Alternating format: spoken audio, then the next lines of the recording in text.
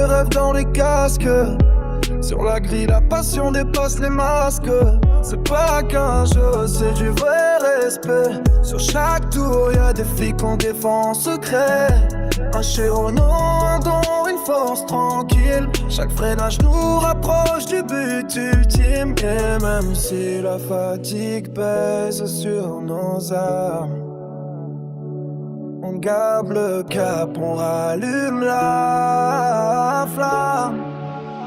24 heures à tenir, 24 à vibrer. Sous la pluie, sous la nuit, sans jamais plier. Pas que pour la gloire, mais pour la vie. Un don, un espoir, un souffle d'envie. Et le pépé du Fundraising sourit quand on roule pour Grégory, Lemarchal uni.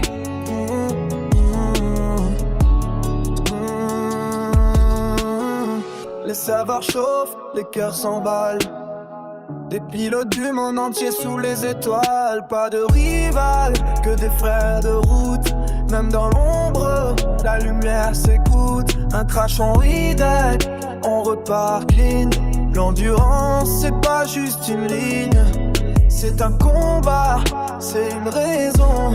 C'est la force de toute une génération. Et quand le jour revient sur la ligne d'arrivée, on sait qu'on l'a fait, qu'on a tout donné. Pas juste pour gagner, mais pour exister, pour que d'autres puissent respirer. 24 heures à tenir, 24 à vibrer. Sous la pluie, sous la nuit, sans jamais plier. Pas que pour la gloire, mais pour la vie. Un don, un espoir, une mélodie. Et le bébé du Fundraising sourit quand on roule pour Grégory, Lemarchal uni.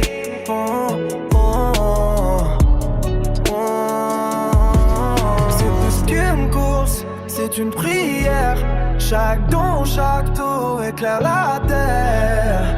Pour Grégory, pour la force, pour la vie. Le bébé du Fundraising sourit.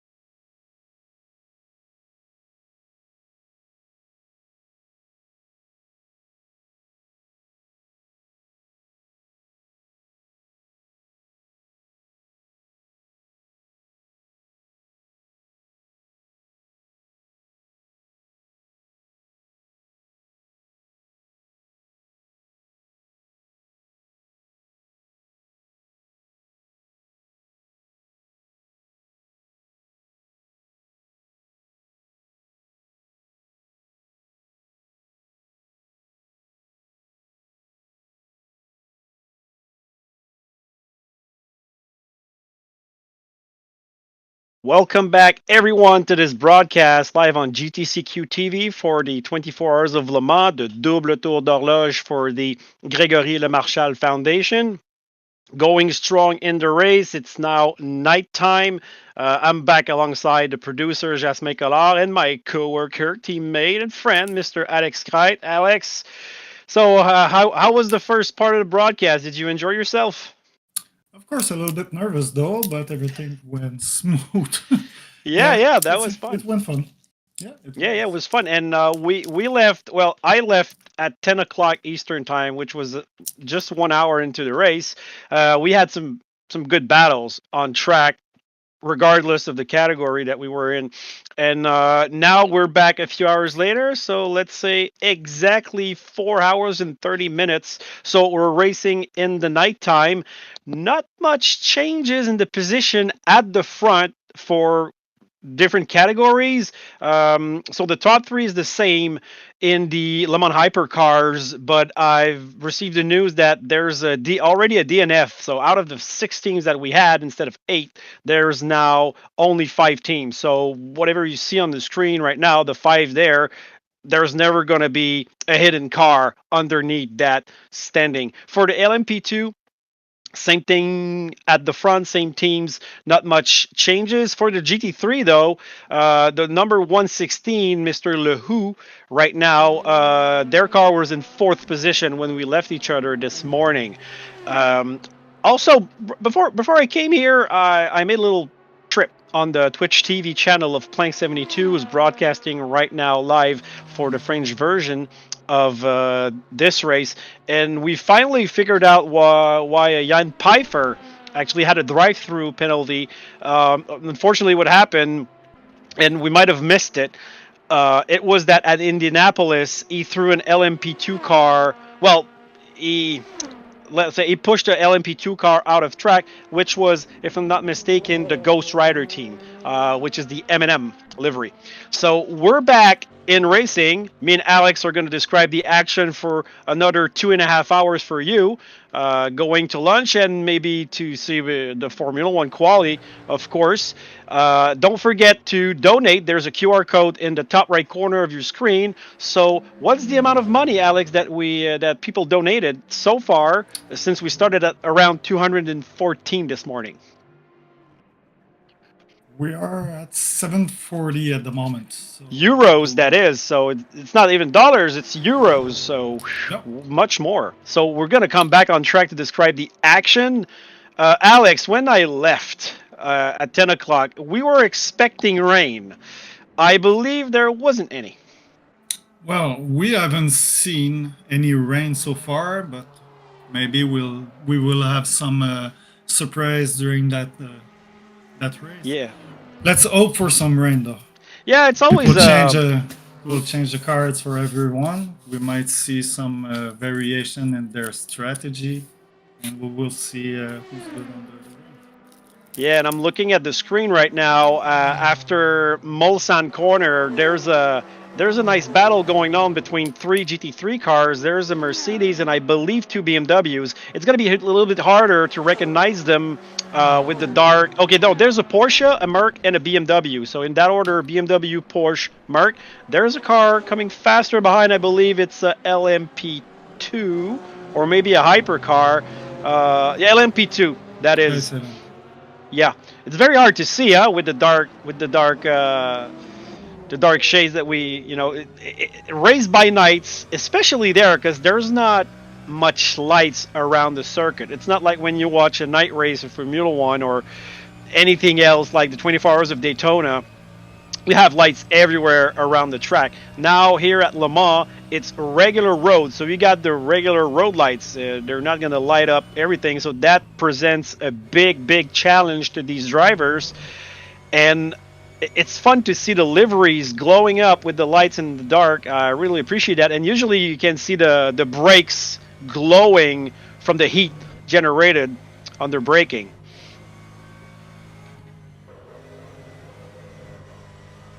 So back on track. The order in the Le Mans hypercar, Davis is in first in the number 8, Zuba number 9, Veit in the 05, followed by Morville in the 06, and Jean-Michel Garnier in the 7 car. So 5, 6, 7, right next to each other. The gaps are quite high in the Le Mans hypercar, 34 seconds. And that's pretty much, that's a little bit under what we had when we left, isn't it, Alex? I think after the drive-through. Yeah, everyone's space got a lot of space between them after the first hit, and some of them didn't have the same strategies. So. Yeah, so far that's preventing us for any fight on track from the Le Mans hypercars. Regarding the LMP2. The top 5, I wouldn't say close to each other, but let's say 2, 3, and 4 are, mostly 3 and 4. They're 10 seconds apart. That can actually reduce quite drastically depending on what's going on. There's a P. I think it's in the pits. Maybe Diaz Omil in the 50 car. Looks like there's a pit stop time, if I'm not mistaken, on the bottom right of the timing sheets. But the GT3 seems to be the competition to look at right now. The Actually, we had a lot of action going on the during the GT3 when you left this morning. So we Yeah, took a lot of that time was on something. this class. Yeah, we remember there was the Mercedes. And here goes the Hull who just passed Schneifel. Yeah, side by side, textbook in the Merc against the Porsche. I think that's at Daytona chicane, if not mistaken. Oh, there's a bollard. Already somebody hit that bollard. So we're not going to see that one up again during the race. Still looking at LMP2 threading the needle behind the GT3 cars or through them. Let's say it. And for the cars that were fighting this morning, we had I think the Baggy Vermic. Yeah, that was Jakub Oresovsky, and that's a Czech-based team that were fighting BMW. I think that was a purple BMW of the Nisa Esport, if I'm not mistaken. Yep, that looks like it was that. And then what did we have again? What was the third car in that battle? Do we remember? Sec of. I'll give you the information. I don't remember quite well right now. What was the third car? We had a Merc, a BMW, might have been a Porsche, but still that was a great battle for quite some laps. Let's put it that way. I think they were fighting for around maybe 10 to 15 laps. Almost all the whole hour that we did at the start. These cars were fighting. It's night racing right now, so usually during night people are, the race, it's kind of really in the let's say mid part of it, but it's going to be a long night because at this time of the year, let's say they got pretty much the same latitude that we have at where we are in North America compared to Le Mans. It's going to be a long night of racing. So sun might come up around what 7 in the morning ish, but don't remember that they're gonna take an hour back. That's their time change in France. So us in North America, we're broadcasting from 9 o'clock. Well, let's say a few parts, but the race lasts from 9 o'clock Eastern Standard Time AM to 9 a.m. on Sunday, which is tomorrow. We won't be changing that time zone, but the French and all the European countries will be changing their time zone. So we have to keep that in mind while we're racing. So for the time of the day that the sun will come up, for us, there's still going to be like 2 hours of racing in daylight, and we'll be here to cover it from probably around 5 in the morning, maybe 6 in the morning, depending, in the Eastern Standard Time. I've got the information for the driver's name you were looking for. It was Go ahead, buddy. Orovsky and Eau Rouge for the GT3 class. And for the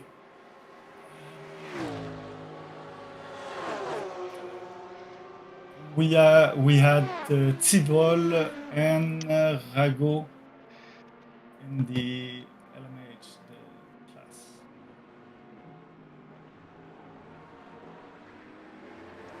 And I think right now we're seeing the trailer from the Grégory Lemarchal Foundation.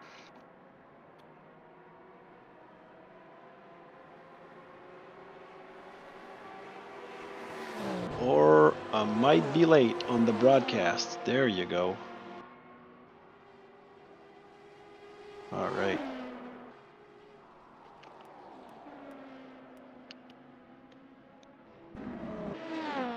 So the car is just cruising around. You can see the brakes glowing. That's a nice view that we have from the cars while they're racing.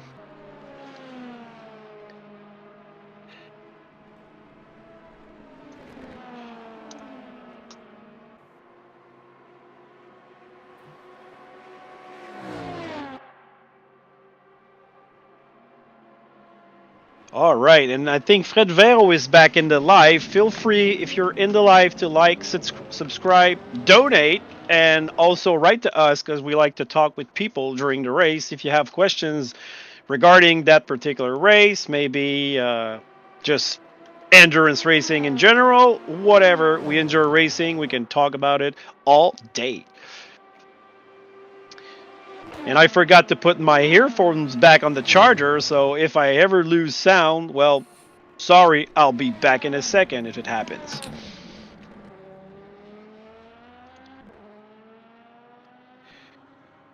Unfortunate, Alex, that the LMP cars are no longer fighting, because when we left this morning, they were really close to each other. I think we have like 2 battles amongst them. We had 2 battles for the 2nd and 3rd place, and I believe the 5th and 6th one were battling. And since the pit stop. Yeah. Do we know what left to the DNF on that extra hypercar? I have no information about this. Yeah, because we know that the engine failure is not an option. Actually, Gabriel Perou is back on track at the moment. Oh, there might have been some. Yeah, is no longer a DNF. No, so probably had a mechanical issue with the car or something. Yeah, I wonder because they can repair the cars, but how long does it take to repair cars in that game? That's an information that unfortunately we don't have. I might go later talk with our colleagues from the French broadcasting just to see, maybe ask a few questions about what it does to the cars when you crash and everything. So but the time he spent in the pit made him lose 2 laps. Ooh, okay, that's a lot. That's a lot. 6 laps behind.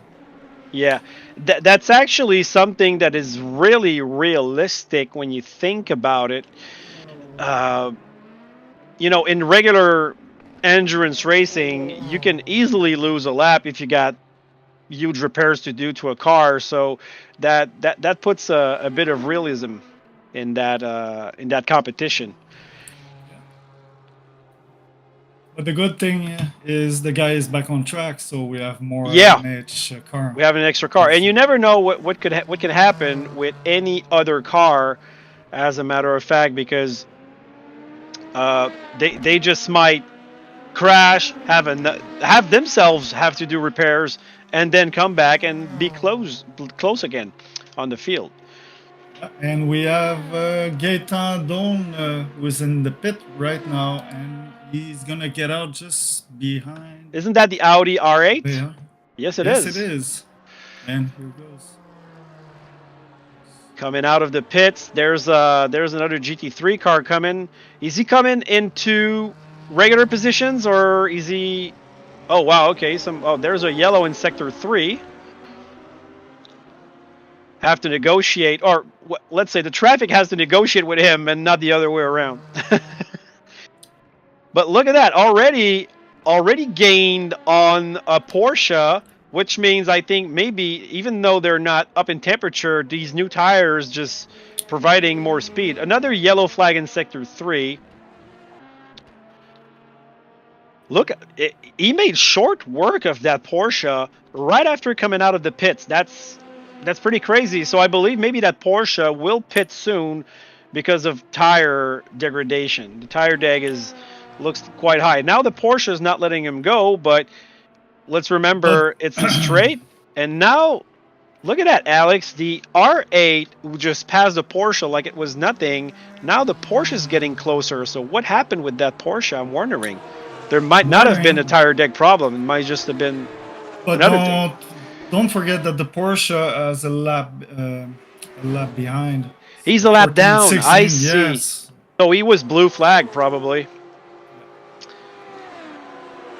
That would make sense. We have Olivier Demolien who just got in the pit. Yeah, I see that. 32 seconds pit time, and I think he's gonna get out of the pit just beside Christian Diaz. Yeah, I think what you see on the left is the total pit time, and on the right, the amount of time is taking in the box. Gets when we get back on track. I think he's about to go pretty soon. Yes, so 51 seconds stopped, and the pit counter still going, so it's going to be about a 1 minute 20-ish pit delta. Of course, changing tires might have been a change of driver. Did we have a change of driver on this one? Yeah. Thibaut Teixeira take the... Teixeira, and he's still in 5th position. That's really nice, Alex. I enjoy that the fact that you can really have a nice driver swap in a video game like that. Yeah, it's very nice. I didn't even know it was possible. Yeah, well, amazing. I'm telling you, man, back when we were doing endurance racing in Gran Turismo, I mentioned it this morning, it was a hassle. The way you do it, they made... I'm gonna tell you, because it's quite interesting actually how they made that work. So you had a practice lobby. It's not a real race lobby, and they start the race at a certain time. What you do is you take stint photos. So you had to have a camera or a phone or whatever, but it was back in like 2010. And you had to take a stint photo when you start, when you enter the pit, when you get out of the pit. And then when you do a driver swap, you had to get in the pit, type driver swap, then you get out, the other driver got in, and then take a stint photos and get back. If you miss a stint photo, you know you're done, because you cannot really prove your time. So that was really a hassle.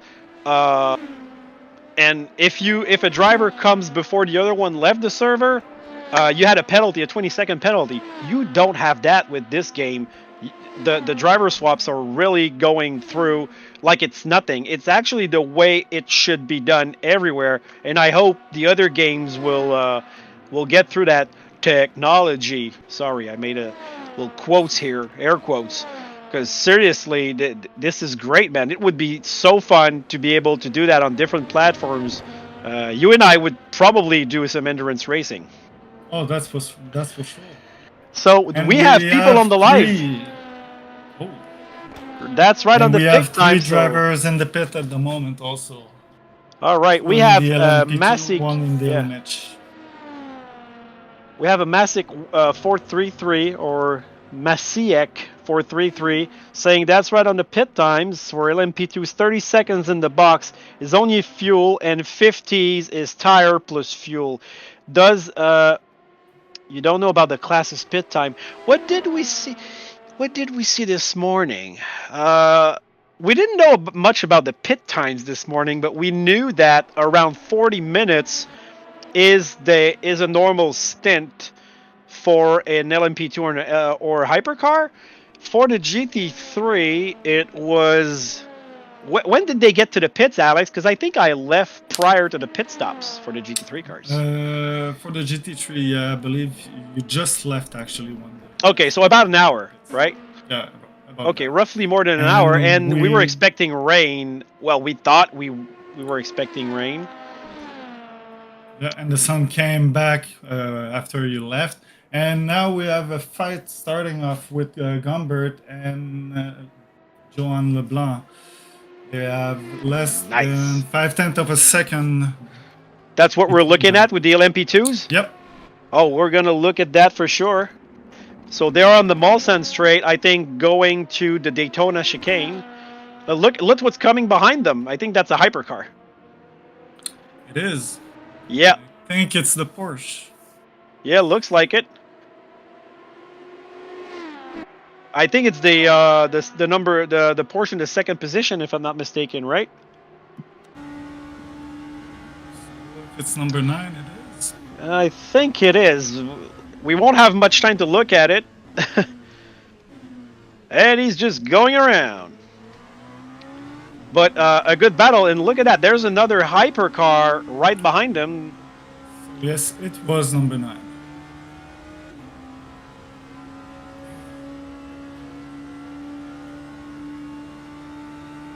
Yeah, we were talking about, while I was on the Twitch channel of Plank 72, about the possibility of rain, and also Pfeiffer, that was driving this morning, he was in the chat, so he provided me with some nice intel. There's like a roughly a 10% chance of rain. Side by side at Arnage, very good racing here between the two LMP drivers. And we're going on board with the second car. Gumbert. All right, thank you for the tip. I don't see all the names here. Now he's... they're really close. But look, I might have had a little slip here because of the reduced downforce. Probably the track is a little bit colder also because it's night. Oh, look at that. Look at that corner exit. Oh, that's... and he takes advantage of the GT3 car. Yeah, but I don't think that's going to slide, though, because he overtook him outside the track, so I think that's why he gave the position back, because he had to overtake him outside of the lines, and I'm pretty sure it's the same rules as what we're used to see. You cannot gain a position outside the white line. So look what he lost about that. You know what? I think I understand the gesture, but I think he should have waited like in the straight to let him by, because now look at that. The contact is ruptured between the two cars. Not that much. It's you're right. Not that much. Second, so well, he's closing. He's actually closing pretty quickly. There might be a tire difference between these two, because look, he's right back in his gearbox. Whew! Who would have thought? Wow, Alex, look how fast he got back to that car. It's just crazy. Incredible. I don't know if... oh, this is going to happen right now. Lift the throttle. I don't know. Now they're drag racing. There's that GT3 car right there, but the pass is made. Pretty easily, I must say. And now he's passing the Audi R8. So that's a fun battle to look at. Let's just hope that the blue LMP2 will be able to catch back on that slipstream, arriving at the Daytona chicane. He is.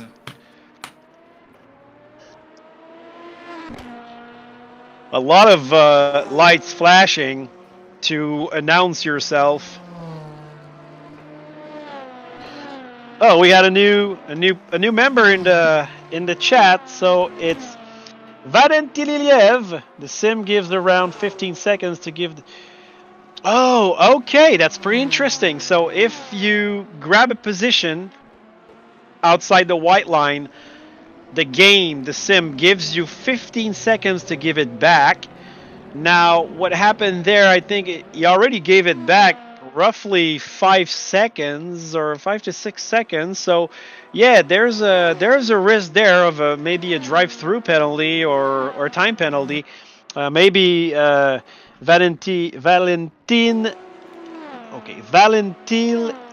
Iliev. Oh man. Yeah, I'm good with names usually. I'm sorry, I'm killing your name. So it's probably Russian.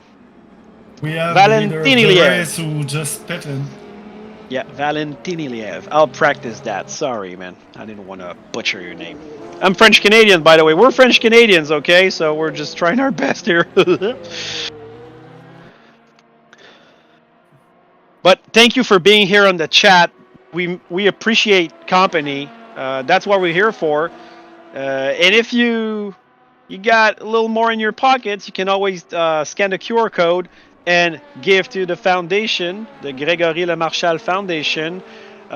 We had 740 euros. We're still at that number. Didn't increase since we started, but we're confident this is still going. I don't know was there an objective? You're Bulgarian. Valentin is fine. All right. Is from Bulgaria. I'm sure it's a very pretty country. I've seen some pictures of that. Never been there though. Been to Europe, never been to Bulgaria. I'll put it on my bucket list. And Valentine, are you a racer in that race too, or are you just a spectator? Tell us more about you. And tell us about what time it is where you at. Because here it's 3 o'clock Eastern Standing Time. Well, 15 at 3 p.m. Let's be honest. So I think in Bulgaria it's probably 7 to 8 hours after us. So I presume maybe 10 p.m., 10, 11. We'll see. I'm just guessing here. Oh, there's a Merc getting out of the pits. I thought he's gonna be able to get out a little bit quicker than that.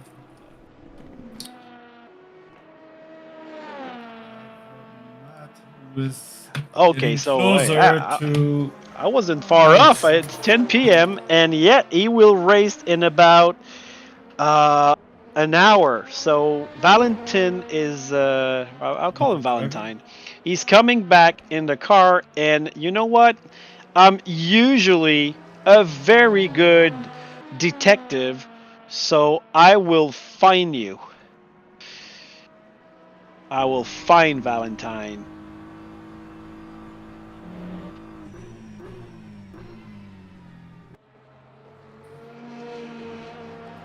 He might be using a fake name.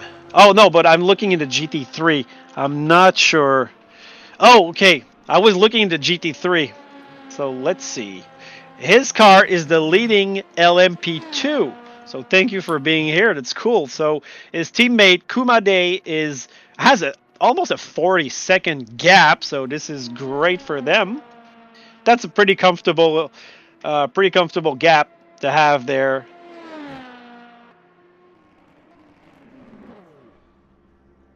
So their car is the number 60. Oh, LMP2, actually, number 1, got out of track. Is that their car? I think it is. We jinxed you, man. Oh, what happened there? I don't think there's any damage on it though. It's the is it the BTR Reka? It's number 60, isn't it? Yeah, I don't think there's any damage here. And as a matter of fact, I don't think I got the right names for the drivers on my sheet, which is unfortunate. I think I have the wrong names, but you know, we jinxed him by talking about it. I feel so bad about it. Well, another yellow in sector 1, flashing it is. But the car's back on track. They lost about 10 seconds. Ooh, did you see that wobble? Oh no! No, there's and he lost it. But what happened there?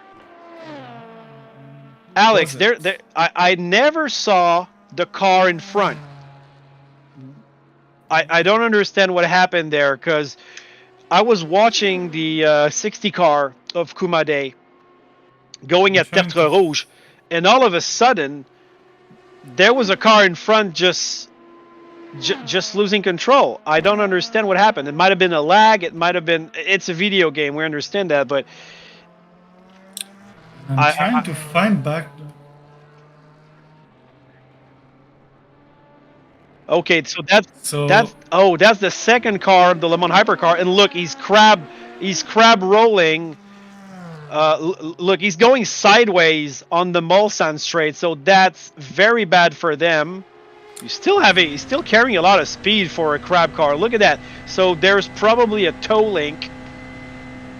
There's maybe a rear toe link damage there, and I cannot understand how he managed to keep his car on track like that at such a speed.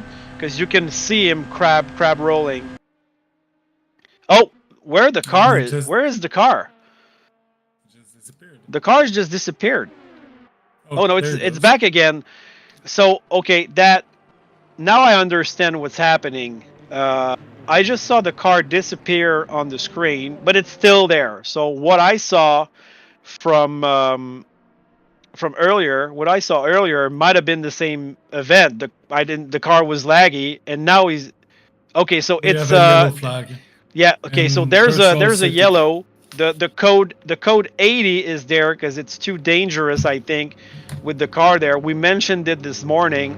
A code 80 will show up if a car is damaged, limping home to the pits for repairs, and might jeopardize other people's race. Now it's the nighttime, so I don't know for you, Alex, but in the nighttime, I think danger is of essence.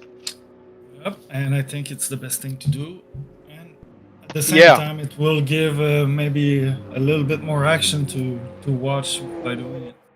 Well, they're keeping the gaps because it's all around the track, so I don't think there's going to be like, it's not like they used to do with a safety car, which would bunch up the field. They will have to keep their gaps, and it might go for a while because I know they can remove that code 80 if they think like the car is in a safe position. Now it might happen after Arnage. That's a relief for that 9 car though, since he's not gonna lose too much time. I think he's going at the maximum speed allowed. He was crab rolling, going sideways. This repair should take, I don't know how long it's gonna take, but it should take some times too. So look, maybe number 05 and number 06 that are apart from each other, but close, will probably may be able to gain a position.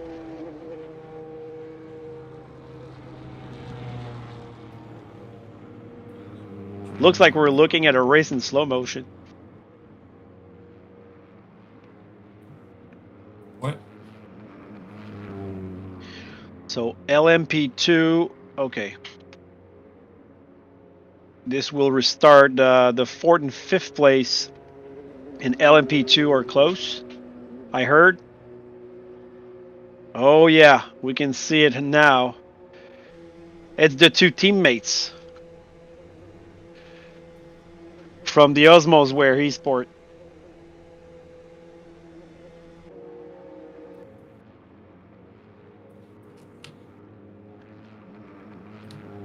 So can we see, do you have any information about how long this code 80 is lasting?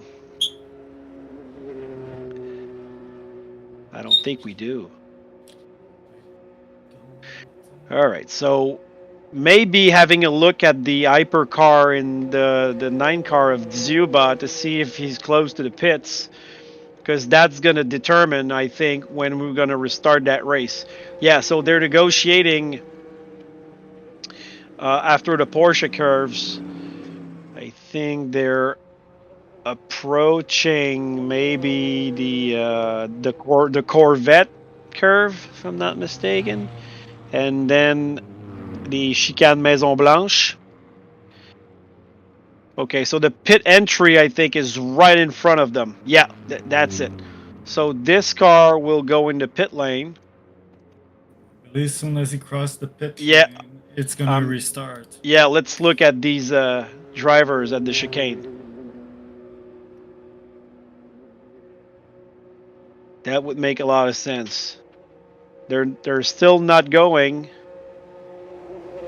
Maybe now. Yeah.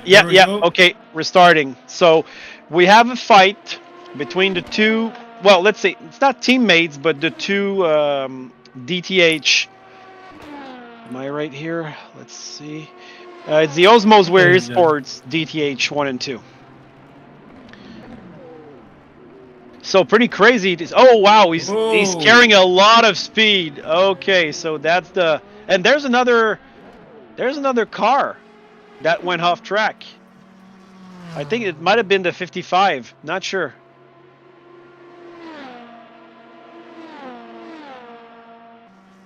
So he's a lap down on them, if I'm not mistaken, or maybe more than that. I don't see all the times, but he's not. This is not in the fight.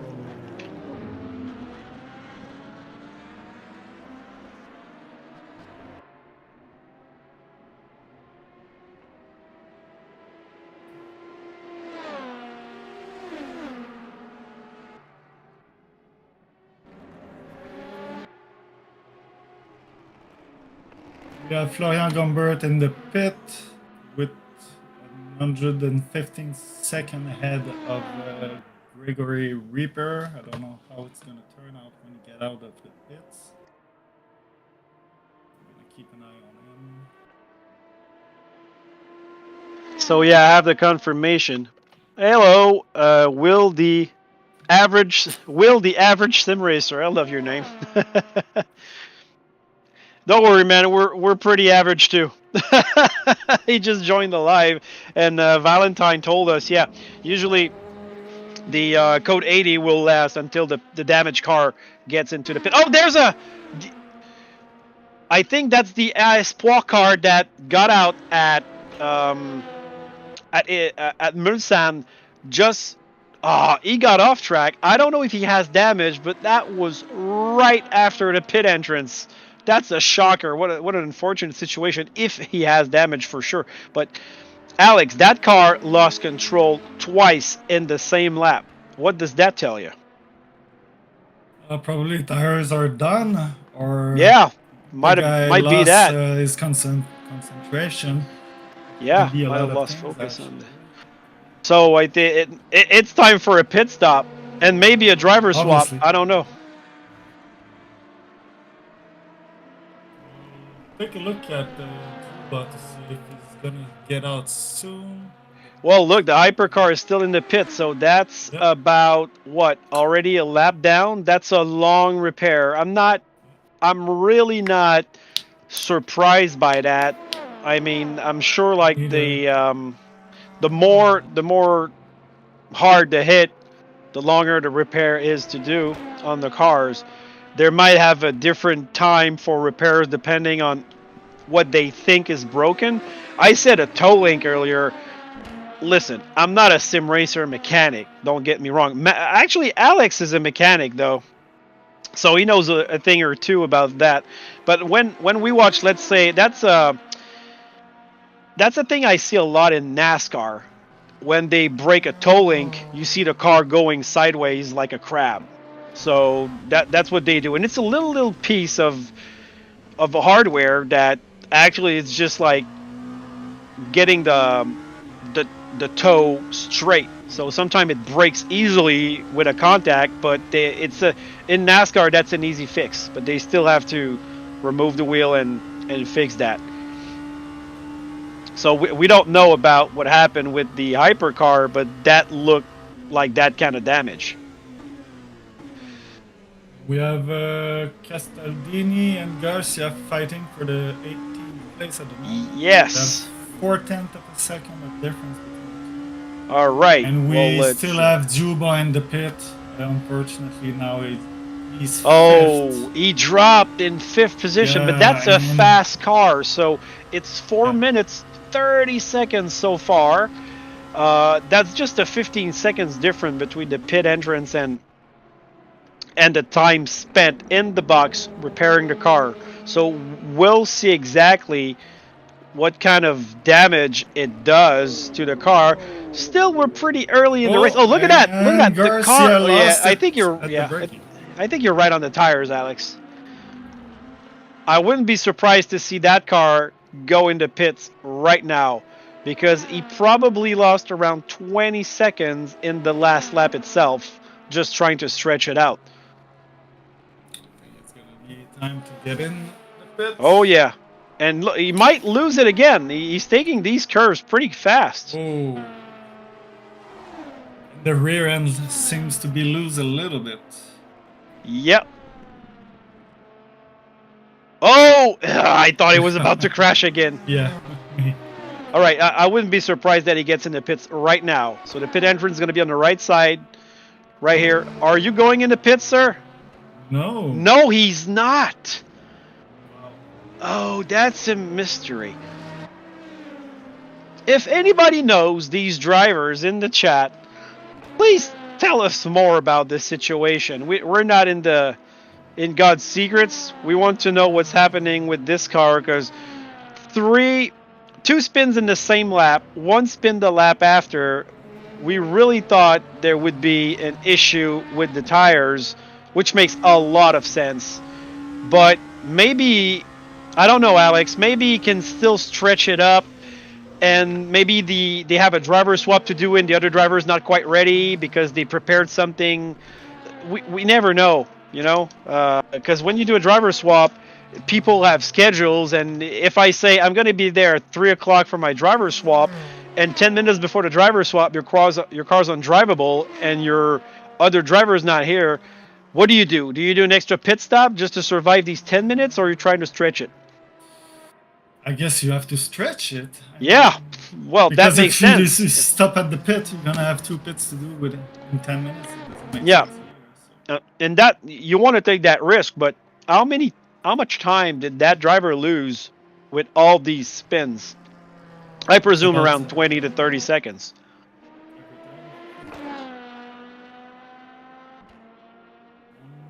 And I'm going to let you describe the action just a bit because I'm going to go grab another lemonade.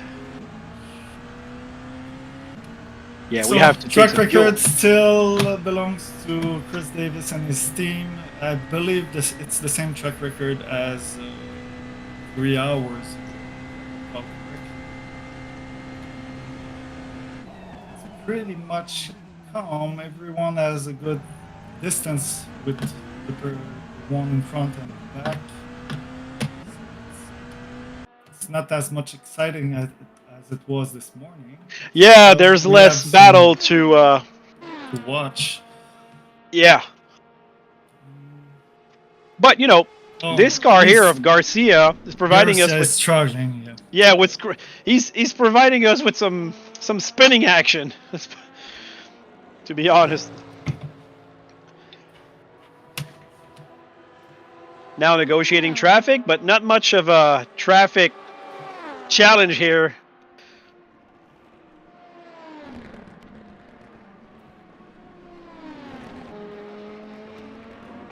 We have John LeBlanc who just got in the pit.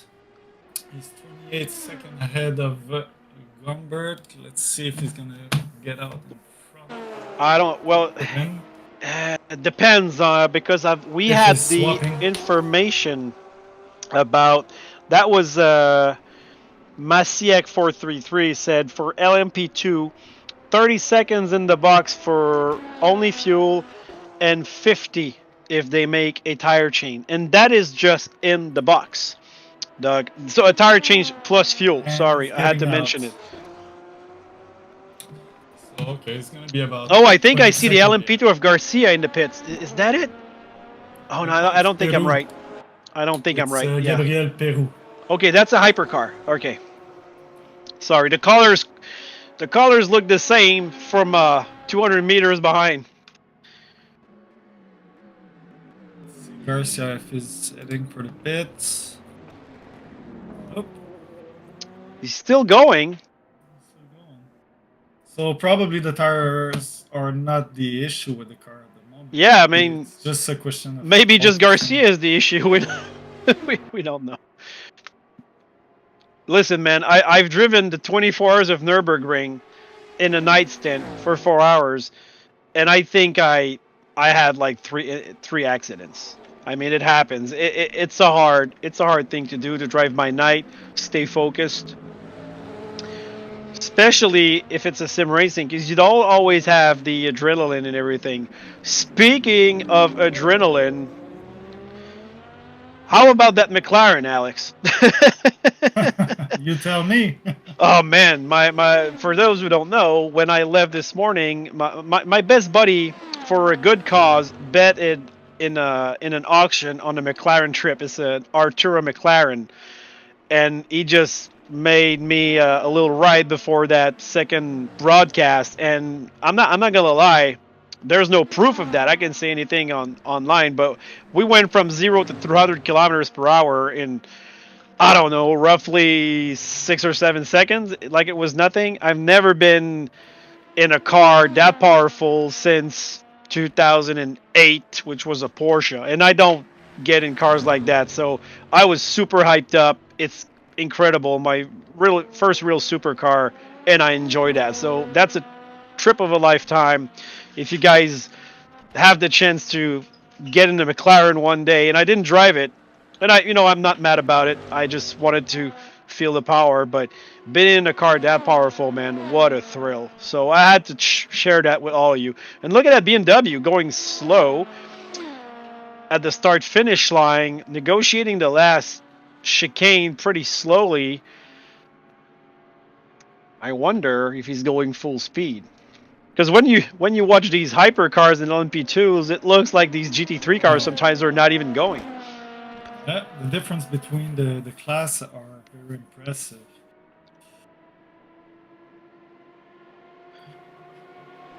Garcia keeps about the same distance for a couple laps behind Yeah. So, don't forget to like. We have 3 likes out of maybe, I don't know how many spectators do we have right now.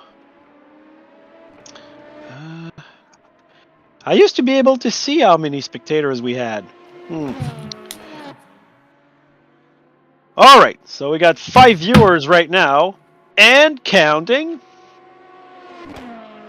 So feel free to ask us questions or tell us intel, because so far, out of the spectators we have, we got some racers, and we're up at 760 euros.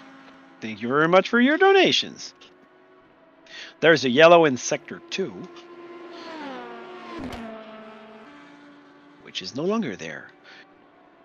It's usually a car. And now in it's Sector 3. Sector 3. Is it Garcia again? I want to know. No, he still has the same distance with the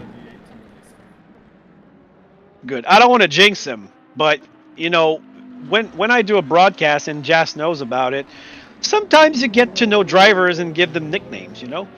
And I remember there was a Formula One driver. He was actually one of our sponsors, but I called him the lawnmower man because he was always going in the grass. So it might happen. There was also Senor El Fuego. That's the car that took on fire. Yeah, so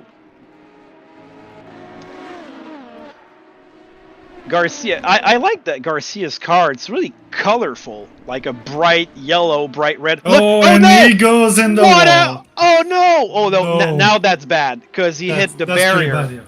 Yeah, he hit the barrier. So And I believe we're gonna have a virtual safety car release. maybe is he crabbing? No, he's still going No, at a he's certain not. speed. Okay. Maybe a little. But he's gonna have damage. And That's for sure. but Alex, I mean, we speculated on whatever could be the issue with that car. Now, that's the 55 ARS Pois from France. That's the five drivers team. That's one of the only team that has 5 drivers, or one of the few teams that has, if it's not the only. I'm gonna double check on that. The thing is, there was a lot of issues in the previous laps. He's still catching GT3 cars, so no worries there. But I think when you spin 1, 2, 3 times and maybe the car is slipping underneath you, I think it should tell you something. Yeah, maybe it's time to take a break or to pit to change it. Yeah. Actually, there is a 6 team who has 5 drivers. Oh, 6 teams with 5 drivers. All right, okay. Yep. So you're right. There's more than, and that's 3 teams in LMP2. And I believe the other teams are another 3 teams. Oh, there's a team with 6 drivers. So you're right.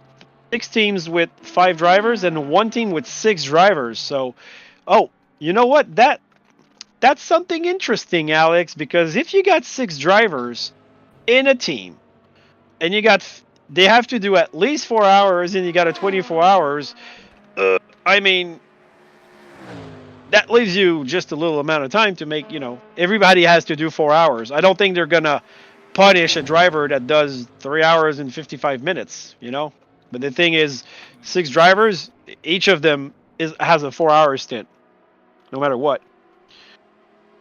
But I don't know if they do 4 hours straight or they do it. Oh, they can split it. Every pit end. Oh, they can split it. Garcia's still pushing it there. Yeah. It's been 2-3 corners that he goes sideways and he's pitting. No, he's not. Not pitting. Even. Wow. That's a huge mystery. Now he's got to negotiate with traffic again. Look at the car is wobbling.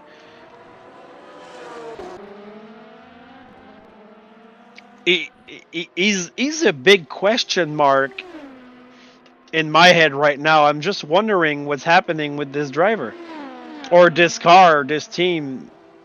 Regardless, we have Julien Legros who is getting closer and closer to Aurélien Armart. He was like 5-6 seconds a couple laps ago. Now we're talking about 2 seconds behind. Yeah, but Armart is in the pits. No? Aurélien Armart? Yeah, I see there's a P. There's a P. What's that P? It's not blue like it usually in the pits. It's like it looks like a pit stop. He's like 2 minutes. What does that mean? That P with time and another. It really looks like a pit stop. I'm pretty sure it's that. It's not the same color as the blue one, but I just don't understand how the other car behind can stay at 2 or 3 seconds if another car is stuck in the pits. That makes no sense. I click on Aurélien. Aurélien is just in front of him. What about the number 118? What's going on with him? Yeah, we are on him. You're on him? But look at the time. It's written P325 and... So what does that mean?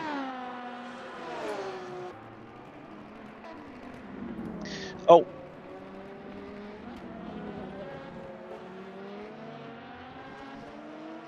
We might have a bug with the timing here, so we'll look into it because that doesn't make any sense. We have 4 seconds. Okay, they're 4 seconds apart, but okay. But I don't see the P that you're talking about. It's on the left side of the screen in the when you see LMH, LMP2, or GT3, you see the top 5 drivers. And well, when there's a pit, it's a blue P followed by the times. But there's a white P. I was not talking about Le Roux, I was talking about Le Gros. Yeah, but a Mart in front of him has a P next to his timing. And that's what I'm wondering about.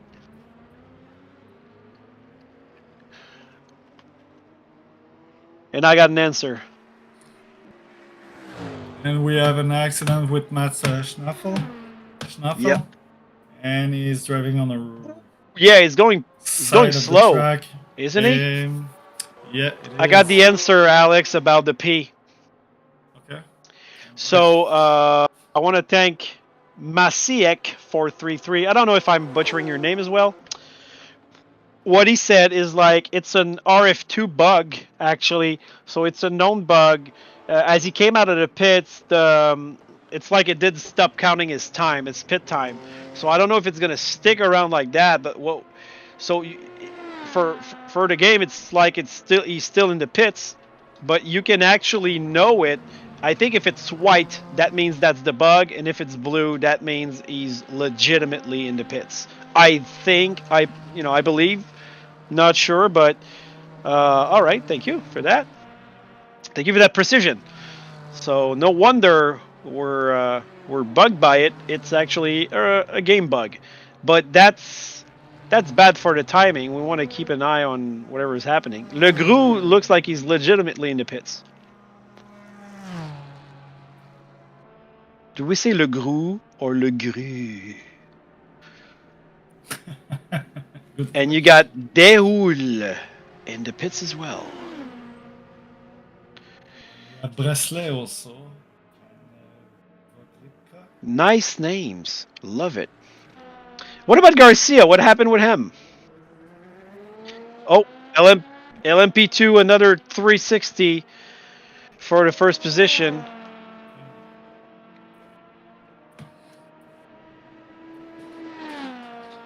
So Yeah, he the got. fight starting with Muska. Oh, he's getting in the pits. So when Valentine told us about a driver swap, it's not time yet, I believe. So we might just be pitting for maybe damage, maybe fuel and tires, or one of fuel only. I don't know, but I doubt the driver swap will happen now, but we never know. We have a We couple never know. drivers in the pit at the moment. We've got 7 There's a lot of pit drivers. stops going on right now, actually. Still 17 hours, 38 minutes to go. Almost 39 to that race. A lot of things can happen.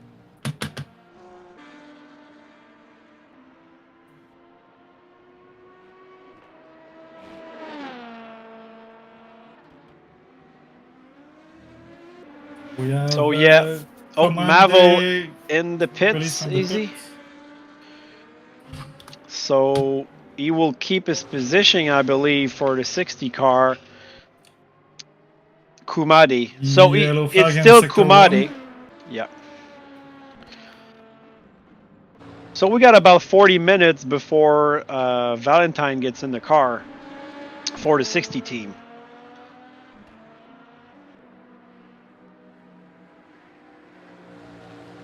Negotiating behind the R8.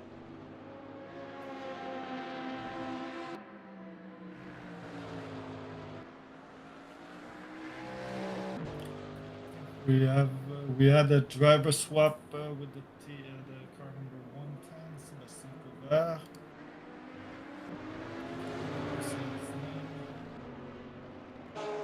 Porsche is out of the pit as well.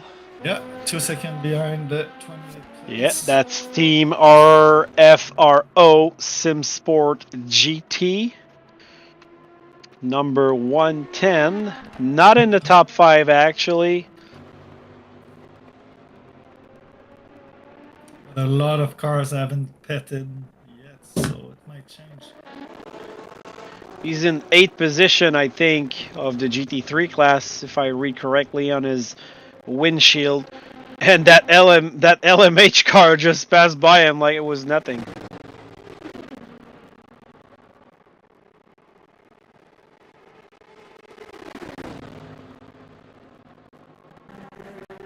Oh, Garcia in the pits.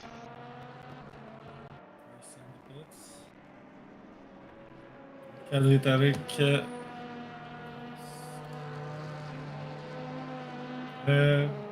Garcia is still on track. Oh, well, what car was in the pits? Is there 2 cars with the It was same number? Tariq. Oh, Tarek? Let me see that. Oh, they look pretty similar. That's not fair. It's confusing a little bit. Yeah, it is.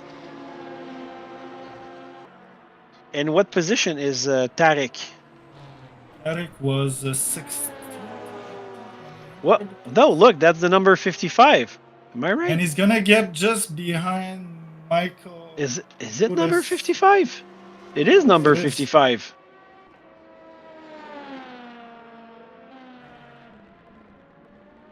So now number 55 is back on track.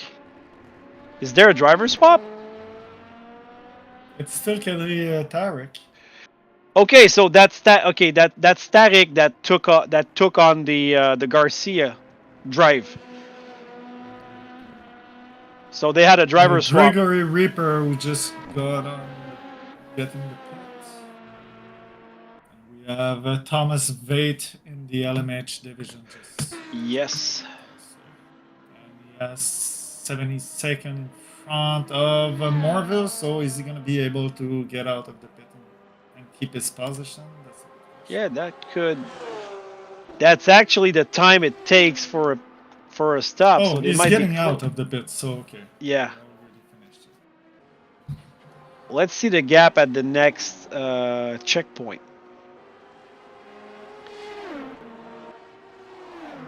53 seconds apart.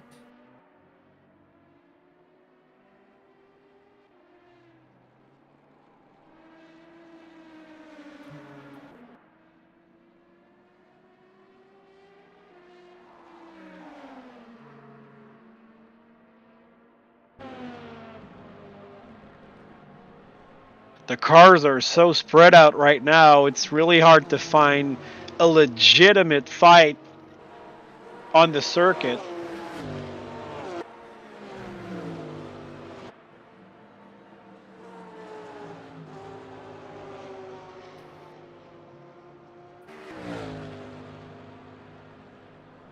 Oh, that's unfortunate, I think, for the third place in GT3. He's gonna go a lap down already. Oof, that hurts. That hurts. It does. That hurts. Look at that. So soon in the race, and now he's flashing the lights. Yeah, and he doesn't lift. Well, they're still in the same race, so I don't know if he has to. He's a lap down and a blue flag. Is he getting blue flagged? Yeah, he got the blue flag. Does he have the right to try to stay on the lead lap? That's my question here. I don't know how much of a liberty they can take from that.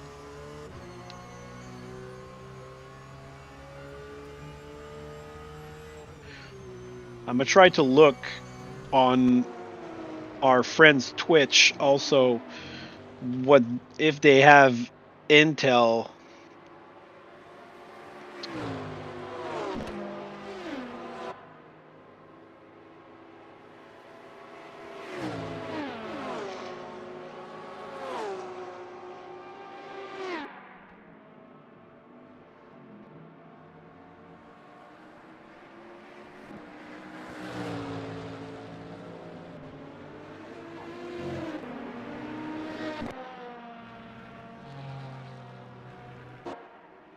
Oh, I see. We have Alex Eric who just gained 2 seconds behind That's cool. Michael Burres for the 18th place. So we might have a little fight over there, and we're gonna. Let's hope for it. On Frank Sawyer also is closing the gap pretty fast.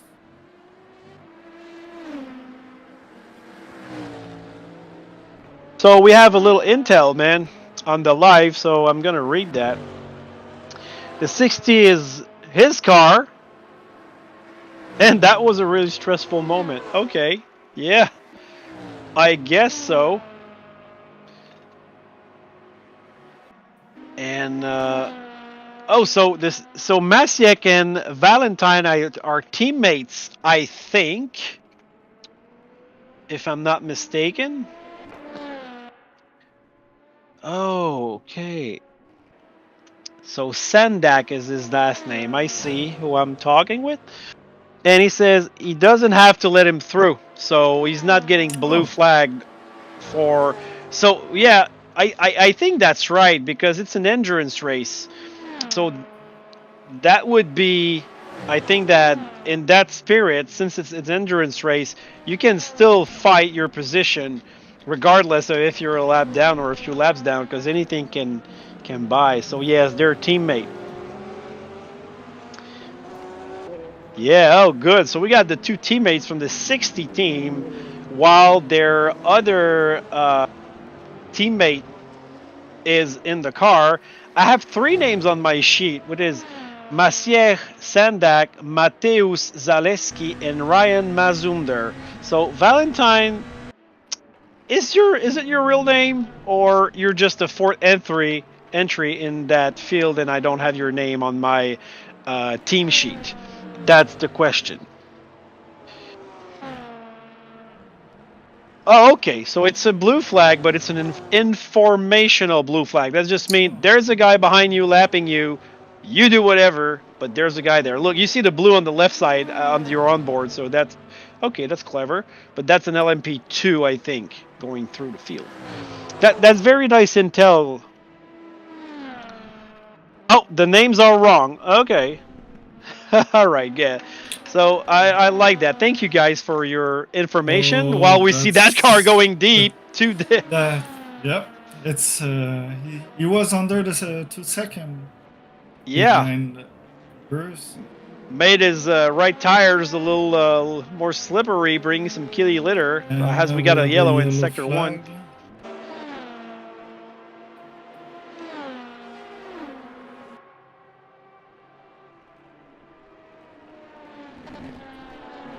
The sound was good. I loved it. Yeah. Look at the hypercar going outside here. Well done. And I Looked like like the it I was like the nothing. sparks. Oh wow. Oh, and he got blocked by the Porsche. Yeah, but did he overtake the Porsche outside of the circuit going that fast? I don't know. It happened very fast and I couldn't see totally what was happening. Oh, so the man, you won't believe that. The guys in the live. Garcia is in the pit now. Yeah, we got. Garcia pit. Okay, I got Will, I got Masiek, and I got Valentine, and they say they're all from the 60 car. So those are the teammates from the BTR team in the 60 car, and they're all on the live at the same time. It's a number 60 party. Well, thank you for being here, guys. It's really fun to have you, and thanks for the intel, because me and Alex, we like racing, but we don't play our factor much. Alex just got the game. I'm sure he's gonna play it a lot, but we don't know all the in and outs of the game. But I've had a whole season of Formula One under my belt, so I know a little more about that. Still, all the technicalities of the game. Look how wide that car went. These guys must be like super adrenaline. They're seeing the 60 car. Just wondering what happened to Kadri Tariq, because he's in the pit. He got back in the pit, and he made 2-3 laps and get back in the pit, or maybe he got a penalty. Yeah, well, for the penalties, you got some drive-throughs. Is there maybe like a stop and go time penalty? I don't know.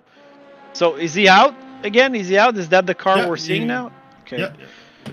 It might have been a stop and go. It might have been. Seriously, I really don't know.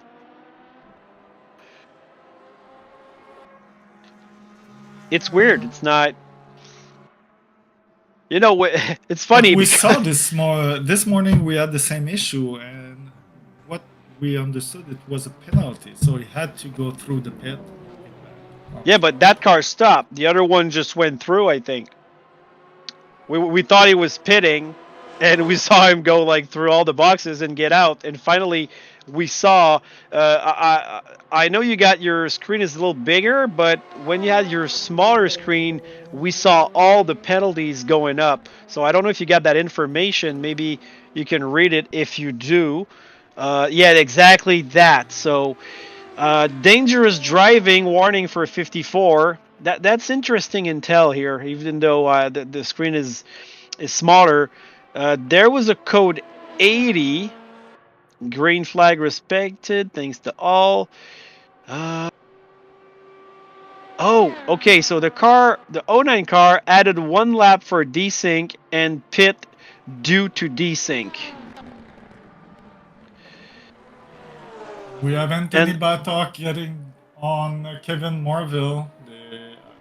Yeah, well, Batok actually had a 1 lap adjustment. So they do adjustments for desynchronizing.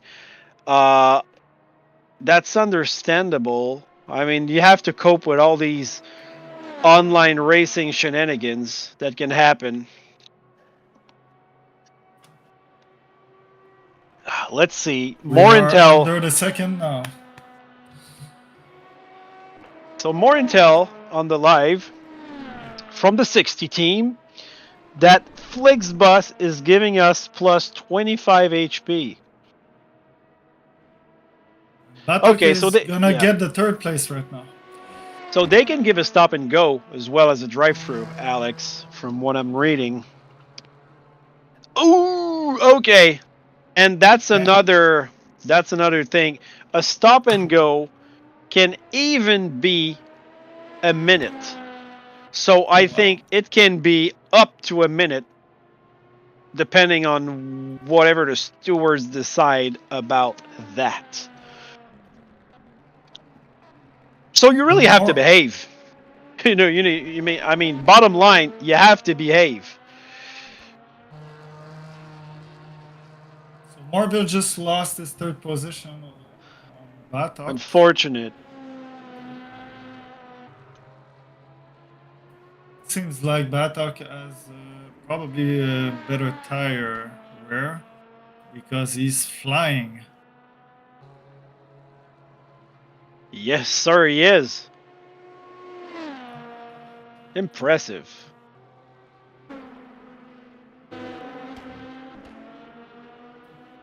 Those cars are a joy to the eye, I gotta tell. I like the hypercars.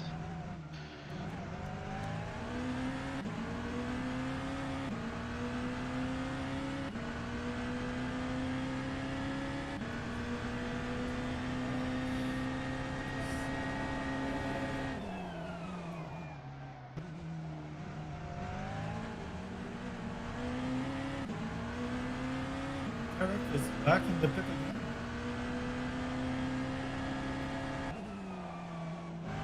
That's weird. What's going on?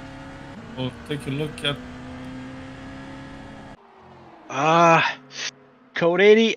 Nothing has been added since the last time we looked at that. Oh, he's changing the driver. He changed driver. Driver swap. Okay, it makes It's sense. Mike Betton.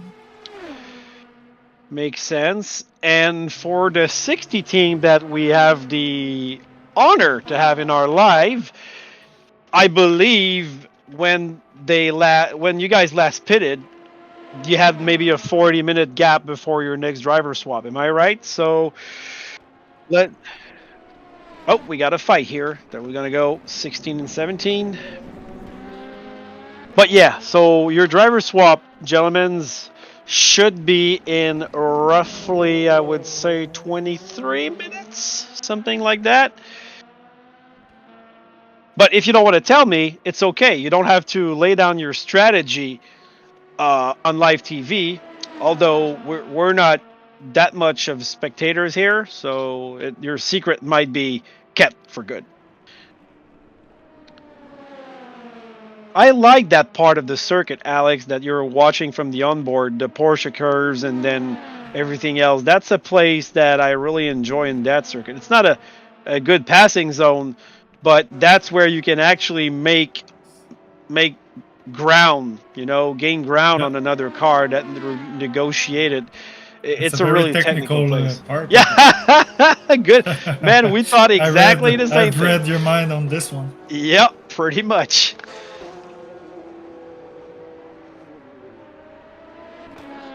Well, we think alike. That's cool. We have Morville who is losing distance on Batok.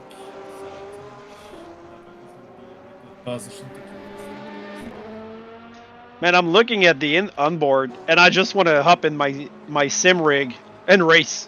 Definitely, I will have to try it. Yeah.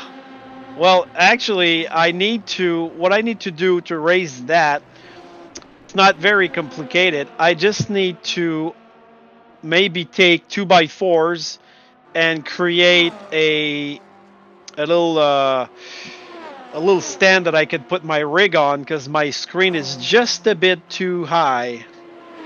But I can maybe reduce the height of it, and then I'll be able to have it in front of me, because I got a nice widescreen that my buddy loaned me, a curved screen. So man, you know what, we should get into that. Jas told us, which is, you heard him this morning, is in the booth right now telling us to shut up or just talk, or guys, there's a battle there, and stop screwing around.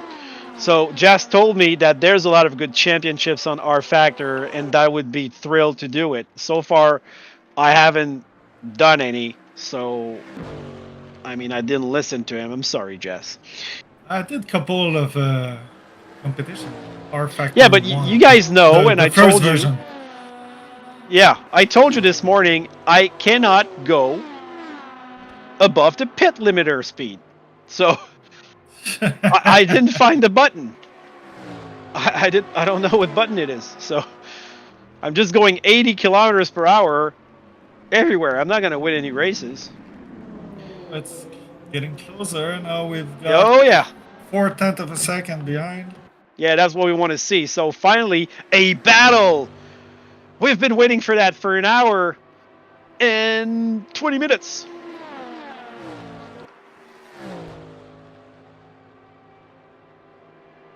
Oh, Tim 50. Okay, Valentine is getting ready. That's true. So I heard that Valentine for the 60 car, which we have the 3. Oh, yellow in sector 3, which is pretty Disappeared soon. already. Okay. Yeah, it's sometimes it's just like maybe a spin going off track and coming back. So they're giving me the intel. Okay, so the 60 team is giving me the intel that Valentine is getting ready to hop in the car anytime soon. Number 58 probably know that we're going to do a driver change. Are they feeling threatened? We don't know. Yeah, 41 seconds apart. 60 Yeah. 58 cars. So, What are you guys talking about? Not even a threat. Oh, funny stuff. But thank you guys for GT3 Oh, look at that! Look at that traffic! That was a great move from the car in front, just putting that GT3 cars between them. So that's giving him a little breathing space. Ooh, a little slide here. Ooh, Almost yeah. lost the rear. The chicane. Getting... Why, he kind of narrowed down the gap here.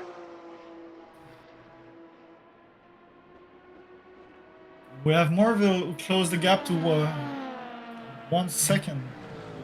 Batok. It was 4 seconds, maybe a lap or two ago.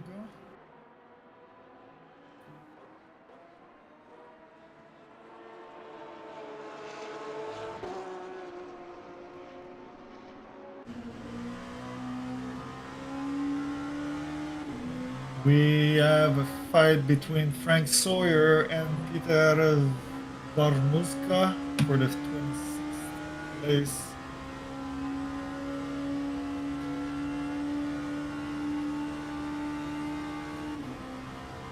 Oh, and I think something happened to Batok.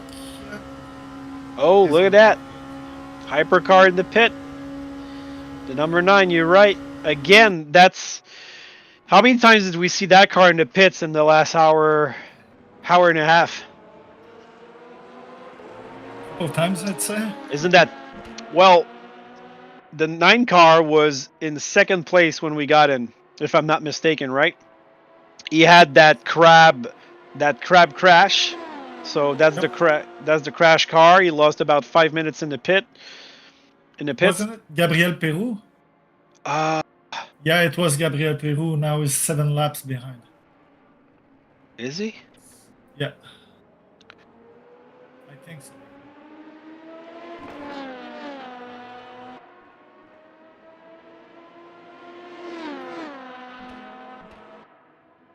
No, the car that did the crab walk was a 9 car.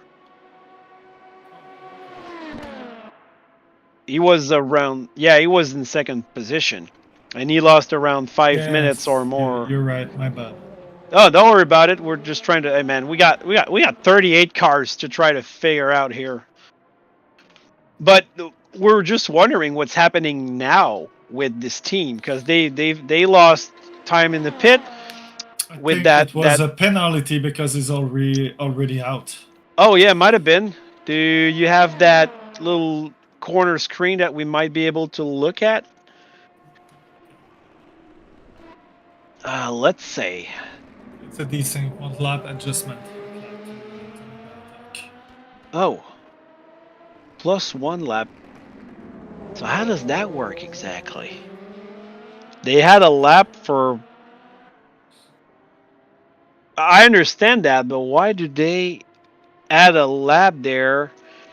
There was a desync reason earlier, but on that token, on that particular token, I don't know why they had that thing here. So, well, we'll probably know later. Maybe the guys will tell. Oh, we got new people in the chat. Woohoo! Let me see who's here, Alex. Benjamin Thomas saying hi. Oh, sorry, Benjamin Thomas 276. Benjamin Thomas was isn't he a driver?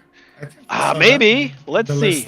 Are you a driver, Thomas? Because there's a lot of drivers. There's around 141 of you. Yeah, we got Marceau Thomas in the 55 cars. In the 55 car, sorry. Is there another Thomas around here? We might be answering before we find it. And what else do we have? I don't know. Well, there might have been that Thomas that you saw.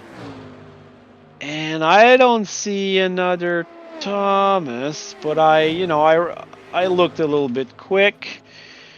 Well, I don't think there is another one, but we have some names that are not in there, so he might be a driver. Who do we have too? We got JC Fournier 2802 saying hello. Hello, JC.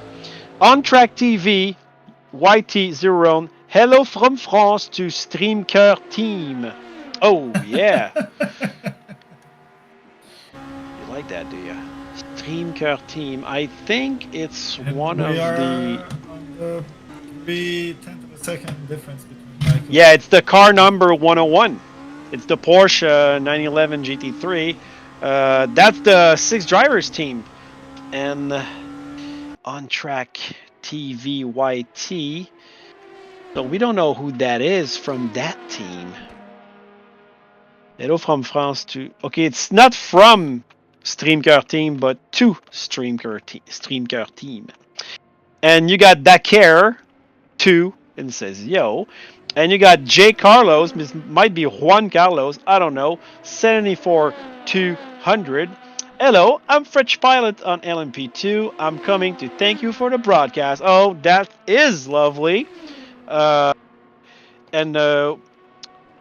French Canadians too, man. So we speak the same language, but we're not allowed to speak French except if it's non propre of many corners or many drivers that we have here. But thank you for being here. Don't forget to like and subscribe to that channel. There's a lot of good racing going on GTCQ TV, and most of the broadcasts on GTCQ TV are actually in the French language. The only broadcasts that are in English usually are us. And unfortunately, I took a sabbatical. I haven't done a broadcast in a year now, but the team is reunited and we got a new recruit, Alex Crête. Yoo-hoo! We just saw Michael Burris taking the 16th place on Bruno. Yeah. Went a little wide on Arnage, I think. Michael Burris. Oh, Barmuska and Sawyer. Yeah, that's our Mercedes from this morning. Oh, look at that! Oh, Hypercar. Wow. That was a little bit dangerous. That was catchy, but there's the thing I'm wondering, and you guys in the live might be able to tell me. Earlier in the race, and we got the answer for that, a car, I think it was an LMP2, overtook another LMP2 outside of the track, and we got the information that he had to give back the position within 15 seconds. That we know for now. Now, what about a hypercar that has to negotiate with traffic and overtakes outside the line? Does that I mean, there's no positions gained. It's just traffic managing. So how does that work exactly? Does that do they have to? Can they do that? Sorry, I don't even know what to say. Can they do that? Are they allowed to overtake another car to avoid a contact outside the track? And they cannot give back a position. It's not even in the same category. So that's a really big question that I'm asking right now.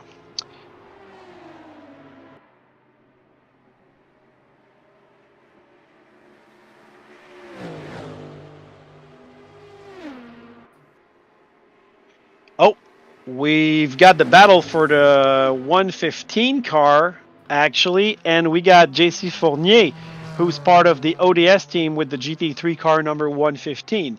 Now, that car, the 115, is that Merc, I think. Yeah, that Mercedes, the old driver spirit. Oh, okay, so you're an old timer as well. Pretty cool. Love it. Oh, we froze here for our screen.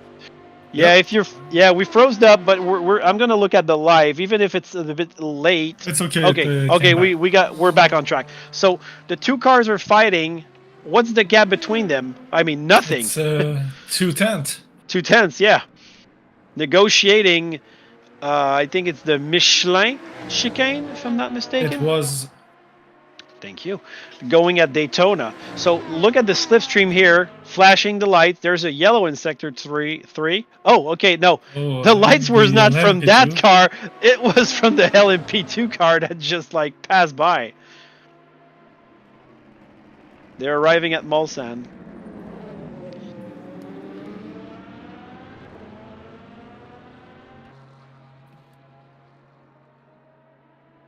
We got an LMP2.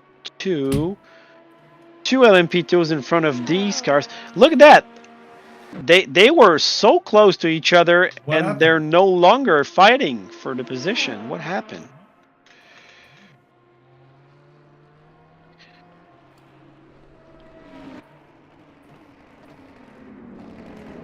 Finally are getting some action because it was pretty quiet for the last hour. Yeah, yeah. We're not gonna say no to that kind of action. That's for sure.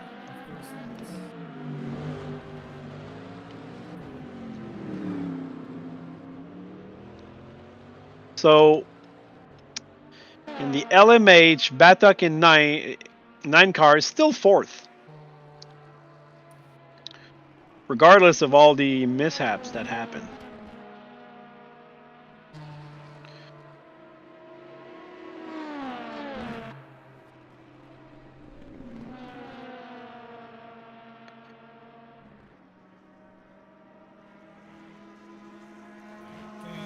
The car number 63 went a little bit sideways at the exit of the corner.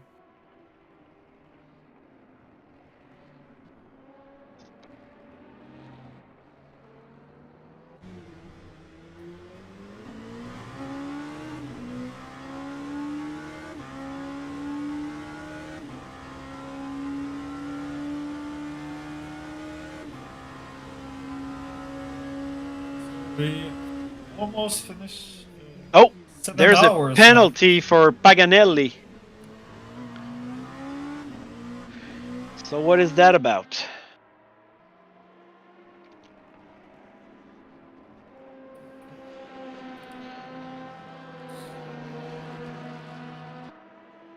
And Valentin is getting on track, I believe. It says it's pending an open session.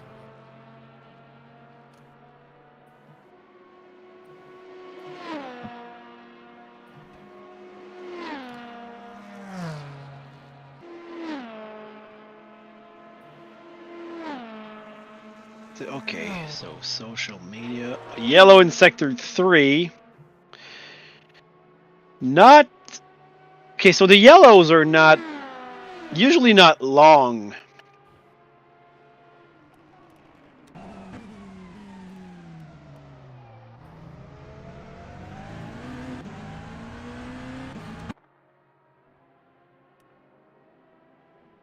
Yeah, they're not super long.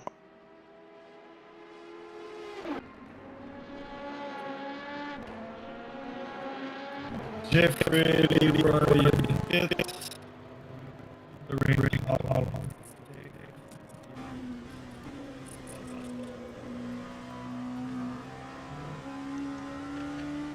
Alright. Oh. I like that M&M livery. Reminds me of Kyle Busch's car a while ago. Nice colors. Didn't you made an M&M livery for GT7 back then? Me? Yeah, was it you? Did I make an M&M car livery? I don't think so. I made... Oh no, it was another company. Yeah. Well, are you talking about... I know what you're talking about. Yeah, for those who don't know, I like to make liveries. Yeah, I had a Durex car and I had a Pampers car as well. But I remember when we used to do competitions with the Brits, because I was part of a bunch of a Brit club called the Comedy Club. I salute them, by the way. Nice fellows from United Kingdom. And we had a competition. We had to do liveries on a certain topic. And the one season, GT3 cars, we had to do something related to milk. So I made liveries from like Reese's Pieces, Dairy Milk, Cadbury Cream Eggs, and my car was a Holstein cow. Like it was a white car with all the black dots of a Holstein milk cow. And the next season, it was things that you could get from a vending machine, which is pretty much anything. Because I heard that it. Oh, there's a pit stop, by the way, for number 51. More on deliveries later. Let's just see the action in the pit garage. And that car is getting out.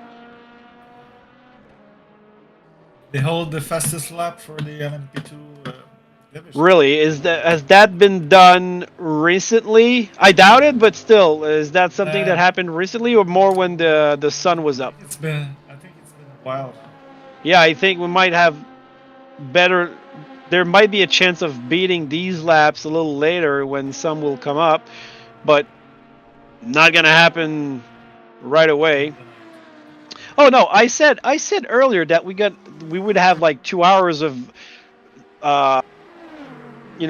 racing in the day, but that's not true, because when we're going to be finishing at 9 o'clock, the sun will come up at around 7, which is 2 hours, but you guys are going to be like 5 hours to 6 hours, let's put it that way, because you get an hour back for the French people, that is. So there's going to be around roughly 8 hours of sun racing under the sunlight. So we have the leader of the LMP2 just got into the pit. So good. Does nice. it mean Valentino is getting on track? I believe. Oh, we got a new friend on the live, Julien Migrant. Hello from France. Well, man, Julien, if you knew how far I went with the French loving, I had my French soccer team, Les Bleus, shirt this morning, and I got another one here from Antoine Griezmann. He's my favorite football player in France right now, but he's at the end of his career, I believe. Great player. So yeah, to finish on deliveries, things from the vending machine, that's where I came up with the Pampers, the Durex, the Tampax liveries, and it was a messy car, whatever liveries it was. But I've never had so much fun laughing an hour straight just doing a livery about Pamper diapers. If you guys want to see that, there might be images on the internet. Oh, we froze again. It seems like you. Oh, new leader in GT3. Fernandez in the pits, so Jensen is leading. Yep, driver swap for the car number 112. And we've got a driver swap for the first place in the LMP2. Oh well, yeah, that's actually Valentine that we were speaking to in the chat. So he's getting in the car. Oh, that's a long. Oh no, that's the bug. Okay, so now he's in the car, and we got the time bug that looks like he's still in the pits, which he isn't. So let's see how Valentine managed to we have a drive between Brasley and Leroy in the GT class. 4/10 of a second apart. Yeah, very good choice indeed. I mean, in Canada, our soccer or football team are not that good, so I've always been a France fan since the Zidane days.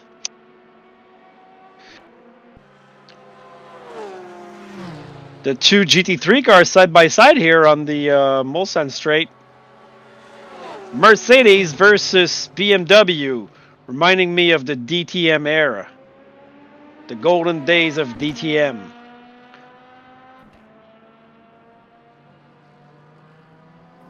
Das Deutschfahren Touringfahren Meisterschaft. Oh, sorry, it's not a German podcast or presentation. I'm so sorry. So look at that. At number 10 and 11, fighting for position. Is that... okay, LMP2 at Arnage. These two GT3 cars were pretty close, and there was another car that's been lapped, I think, in between them, so no issues there. I got the rules and regulations of the DTH with me right now. So if we actually, because it's always faster when you guys tell me in the live, but I got the sheets here.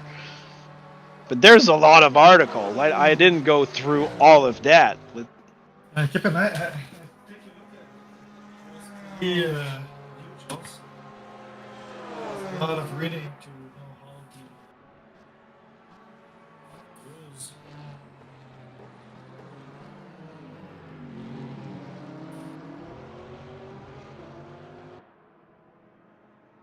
Okay, traction control is off. This is for assistance only, but onboard use is still possible.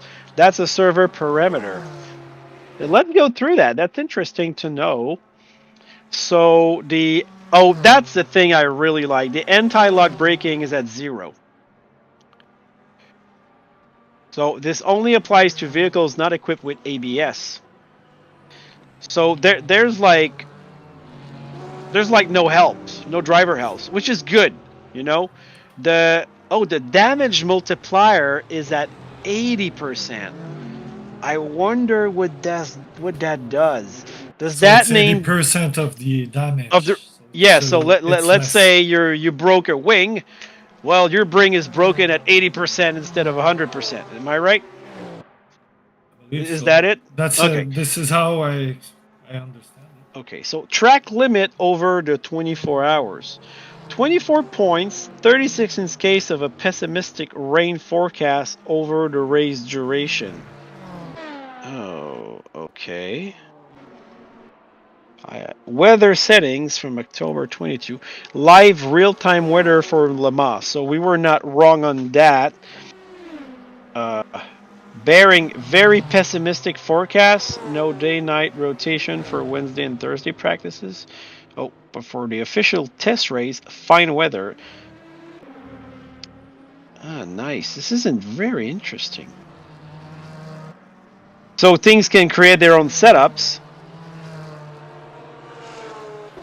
And they got aero packages and everything.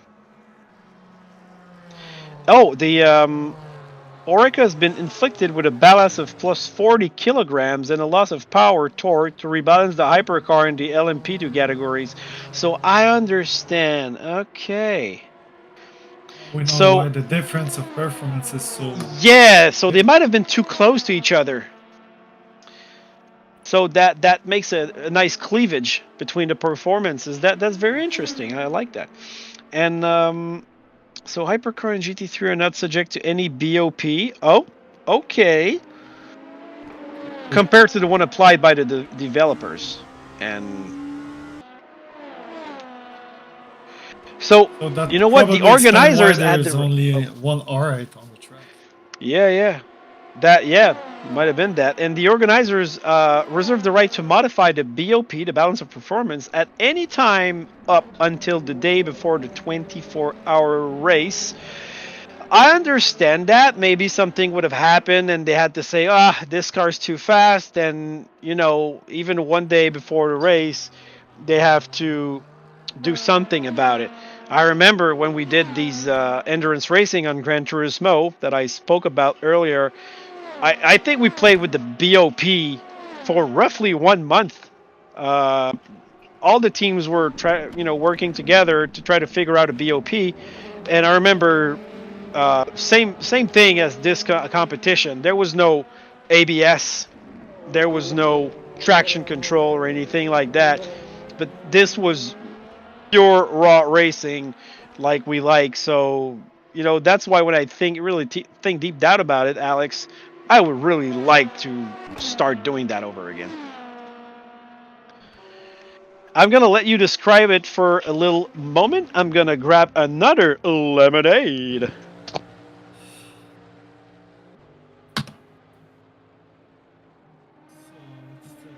Same for every div class. We still have Yannick Pies in first, Valentin Iliev in first for the LMP2s, and Tony Jensen in the GT3.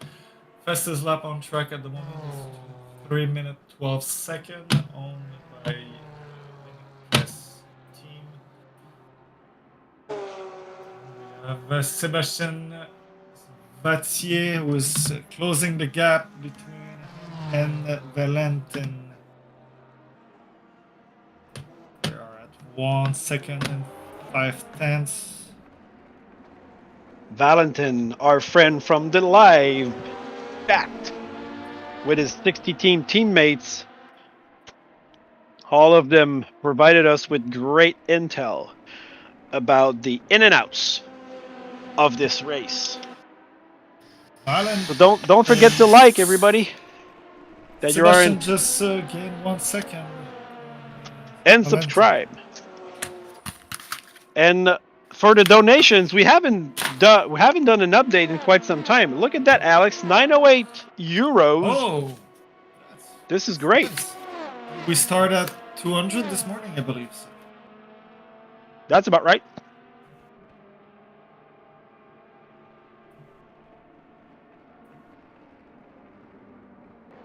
Okay, closing the gap here at the chicane. I like the onboard view that we have. I don't know if you realize, but I think Sebastian, the car we're on, is probably one of the very few who does lift and coast before braking. Yeah, Lyco is a great technique, but he's behind another car, so that might help him. Let's see. Yeah. See? Yeah. Yeah, and look at that. He's not even losing ground. But that other car in front seems to struggle with the grip right now. It might have been just a little mishap on that particular corner, but look at that. He's in a slipstream. I think he's gonna get him before the Yep. I think the Mulsanne corner. Valentin's gonna lose that position right now. Well, that's a good fight. Oh, look at contact!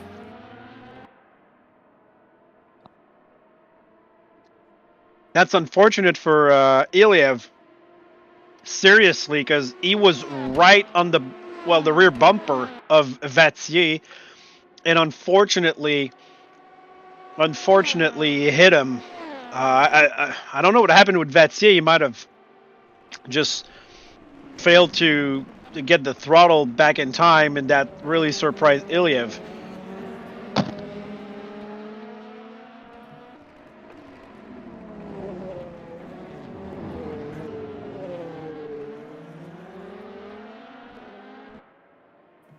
Now he has to negotiate with the hypercar behind him.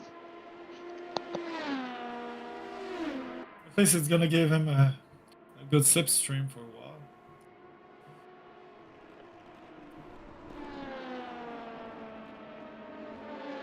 And we have the leader who just entered the pit.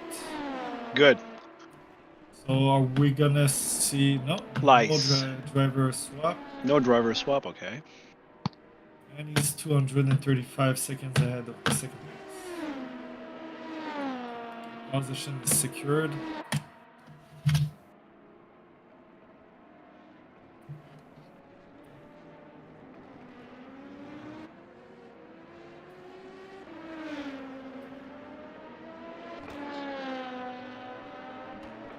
And if you look in the sand, what? The what?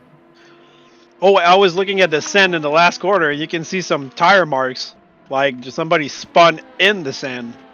And I think we remember who it was. Is it Garcia? Yeah, it might have been him.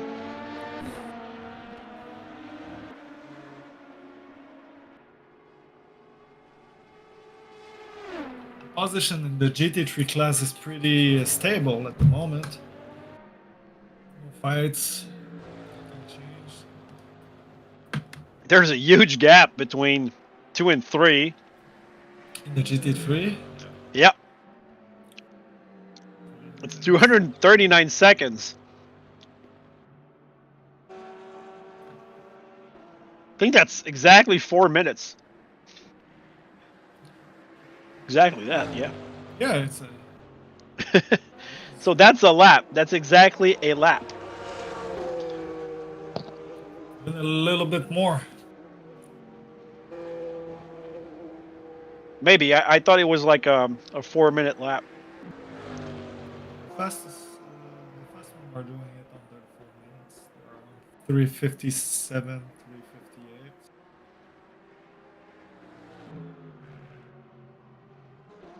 I like that livery Jean-Michel from... Garnier, Oh, go ahead. we've got Jean-Michel Garnier who just entered the pit. Oh, yeah, right. It's a driver swap. It might be because I think that name has been on my screen for quite a while now. Yeah. For the hypercar, though, I don't think it's going to change any positions, if I'm not mistaken. No, 6 And look at that. There's 12 seconds between Batoc and Morville, which is not a lot at this stage. If this closes up, we might have a battle for third position for the last step of the podium.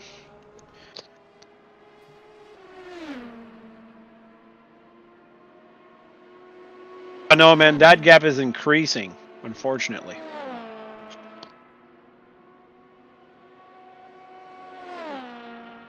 And decreasing. Well, I'm going with all the sorts of emotions right now, like decreasing, increasing. What's going to happen? Ah, we need some action. Still for us, about 37 minutes to go in that part of the broadcast. A little reminder, this broadcast is le double tour d'horloge on GTCQ TV, which means double tour d'horloge is like you're going twice around the clock while we're watching the hypercar negotiating the Porsche curves. So yeah, right here, Porsche curves. So, 24-hour race for the Fondation Grégory Lemarchal for a disease that affects organs. It's mucoviscose in French. Don't know the English word. Don't care. Still, there's a QR code on the top right of your screen, and feel free to donate, even if it's just €1 or whatever you got, for that particular cause that we're honored to be able to broadcast. I took a pause here because I thought I was seeing a car going off track, but it had a little lag. I had the same feeling as you. Yeah, so 908 euros collected for this particular event. The live has been a little quiet since Julien Migret said hello from France, complimenting me on my clothing, of course, because I got my Équipe de France t-shirt. And we're still watching the race unfold before our eyes. We had a few battles. Now, Batoc is just roughly 10 seconds behind Morville. This could be something that we might have to see before we stop this 2.5 part of our broadcast before 17 o'clock. That battle for the third position, but it's fluctuating between roughly 12 seconds to 10 seconds gap between Morville and Batoc in the hypercar. Yellow in sector 1. And that's Batoc here. I understand because there's a lot of traffic. So he's on a mission. Flashing his light to that BMW. Hello, I'm here. And our friend from the 60 car. Now that is unfortunate because we cannot see the real gap between car 60 and car 58, which they are 4.9 seconds. Okay, so that has increased a little bit. We would love to see these guys fight it out again.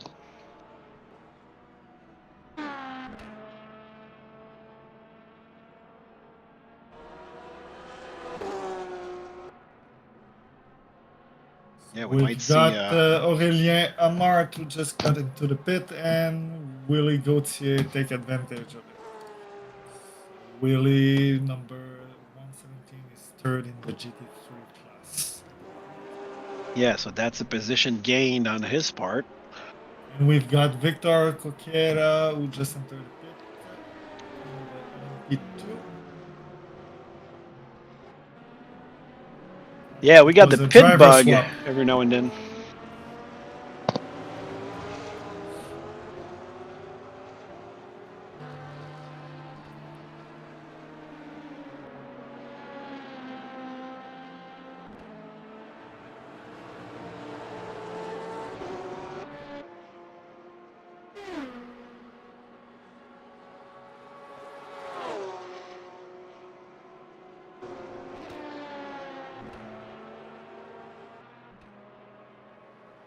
So let's hope that the traffic will be able to create some situations that these cars get together and give us a little fight.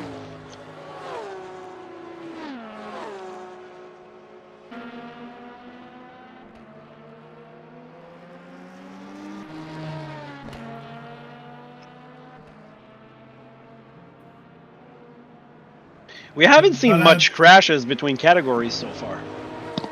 We had couple this morning while I was with Jas, but nothing crazy. I think we saw 2 crash between 2 different categories. That's pretty much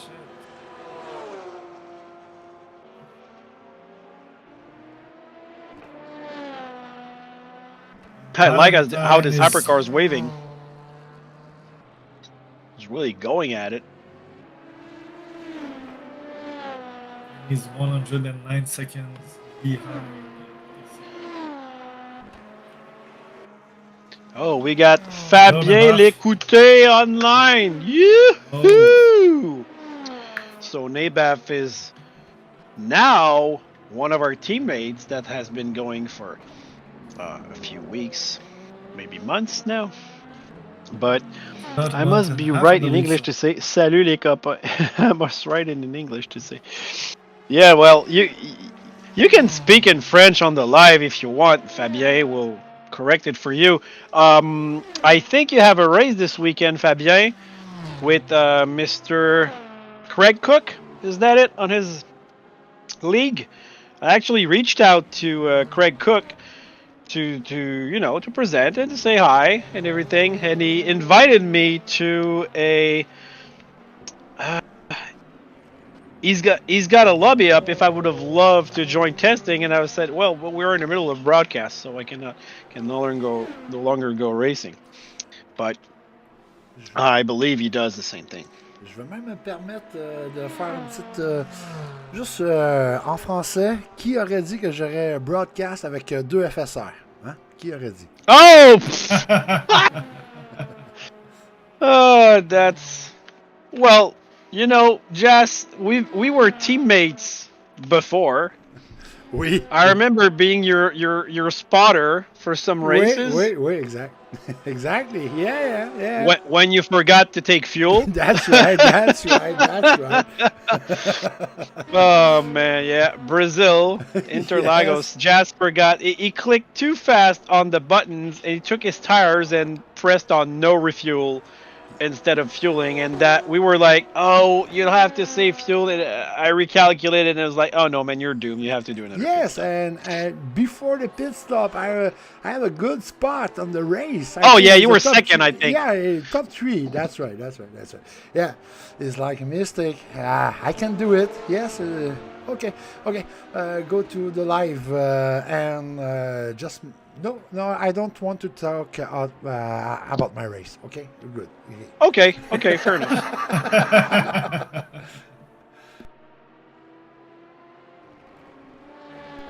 Et oui, Fabien, on est capable de parler en anglais.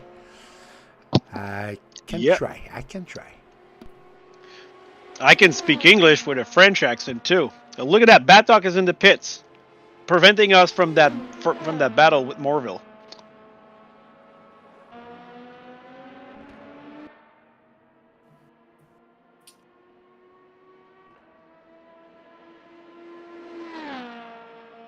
I'm actually really surprised that the number 6 car, driven by Morville, is not sponsored by a popcorn company.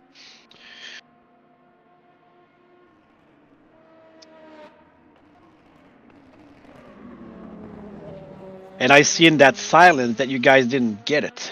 So No, there you go. it looked like. It's a Morville Redenbacher. Okay, I got it. Yeah. That was an easy one. As we see that hypercar negotiating through that BMW like it's nothing. And we have Valentin Cordier is getting very near to Peter Vormuska. Oh, he's in pit. Both of them are in pit. Sorry about that. Got a yellow in sector 1. Still there.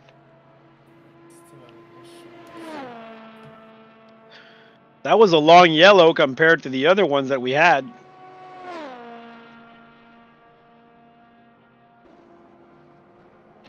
Actually, the yellow flag has been very fast. Yeah, it's usually like you got a yellow, and 1 or 2 seconds after that you don't have a yellow. This one lasted for roughly 5 seconds. That's where I came from with this top process. But I wonder. Beside that 9 car, well, so far for me, I haven't seen any real damage that bad on a car, and actually bringing it up to code 80. Except the LMH one. Yeah, that was the one. Going sideways. Yeah, that's the one. So besides this one, I haven't seen any big mechanical issues, let's say.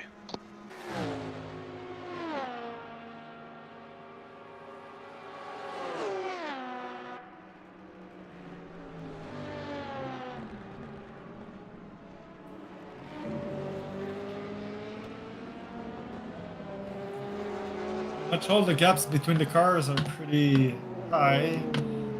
No battle ahead. We have one with Victor Bracelet and Lazar Mironov. They are 3 seconds apart. You have to roll your R's when you say Mironov. Mironov. Duh. We don't just speak English here, we're polyglot. We do every language as best as we can. I guess you're better than me on that. I think I listen too much. I watch too many movies since a young age, and every time there's an accent, I just can't help it. I just have to do it. A fight between Prestes and Maxime. Burres and Prestes. They are 4/10 of a second apart of each other.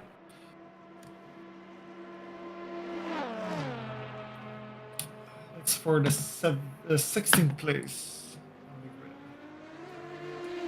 Yeah, that's a nice battle to follow. There's a yellow in sector 3. Not going to affect that battle for now. And look how the connection has been made between these 2 cars.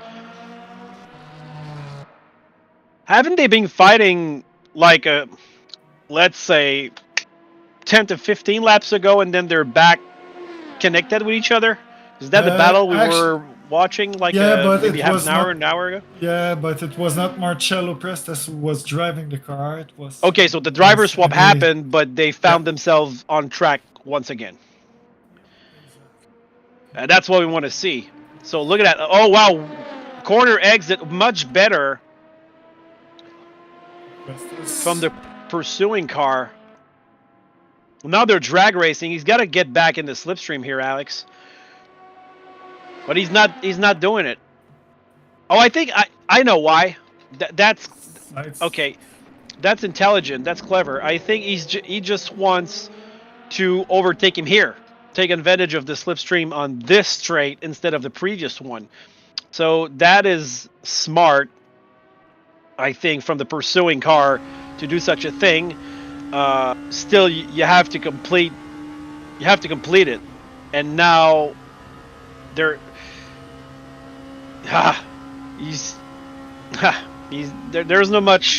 not much room for that again. So that ship has sailed on this lap. Oh, better corner exit. Good. Yeah, very much. still very much connected to the car in front.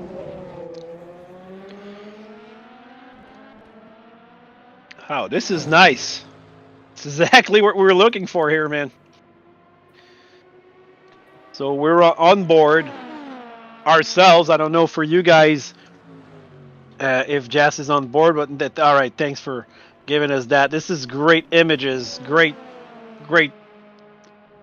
vantage point or point of view. Negotiating all the S's, the Porsche curves, the Corvette curve. There's a penalty for the rule. Virage du pont, virage du karting, and the chicane Maison Blanche. Where's the White House there? I don't know. Are we in Washington here? Oh, there's traffic here, man. Look at that. So how is that gonna unfold? Yeah. Well, I think the first car might be able to pass that GT3 car before the first corner. I wouldn't say the same about this other car who's flashing the lights. Let me by, dude. Oh, look at that. No, he got blocked. Yeah, I think, you know what? I think the Merc might have thought the LMP2 would go on the outside right to take the proper race line, and that's exactly what killed Gilles Villeneuve, by the way. So, I mean, we got, you got to be aware. You don't know the intentions of the guy behind you. That's the tricky part of this kind of racing. But well done. I mean, by everybody. No contact. But look at the gap. What is the gap? 1.5? Is it? 2.5. 2. Okay. So it costs a lot to press this. Yeah. Exactly. That's what's traffic bringing to the table.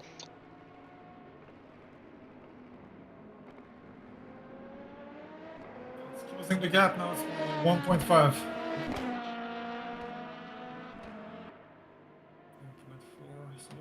Well, there might be more traffic to negotiate soon, and the tables can be turned or roles reversed. Let's put it that way.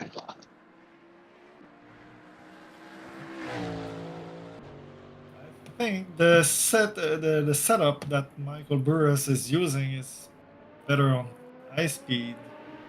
Obviously, Marcello's setups for the cornering is much better.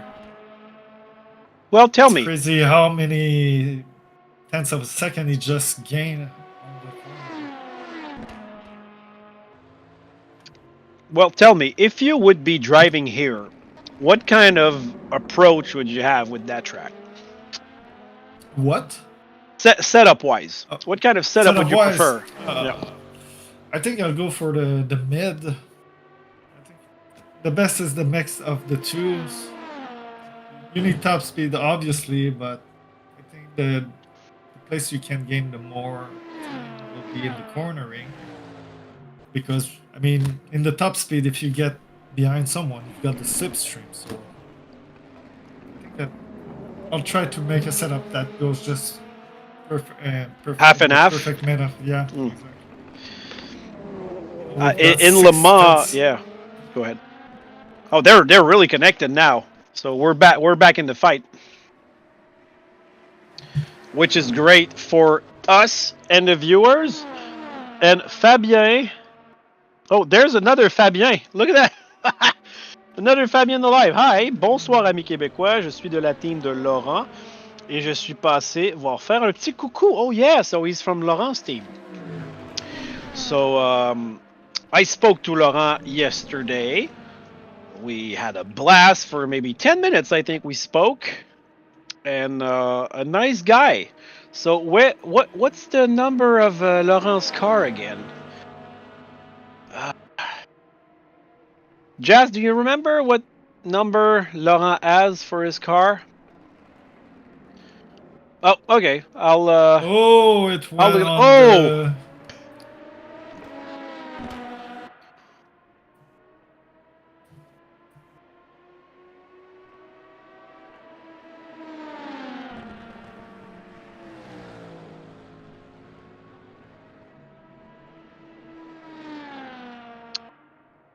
a little bit, but a little I think mistake Laurent's not at the exit. Yeah. 50 think Laurent has the safety car. Yeah, but I think Laurent is not racing this year because he has to manage everything. That's what I think he told me. But that's still his team, but he's not doing the race. So that's Osmo's wearing the LMP2 car. I see. Well, thank you, Fabien, for that particular thing. Yeah, no, he can write in French or English. Laurent Garcia. Oh, I see. Yeah. More than one Laurent. So, no, but we had one Carlos Garcia here. So that's not Laurent Garcia. Is there another Garcia? There's a lot of Garcias. Ah. But that's yeah, okay. So he said 50 or 51. I'm not gonna look further than that. It should be right here. 51. He said 50 or 51 in the chat. Oh, so LMP2. Yeah, there's a pit going on.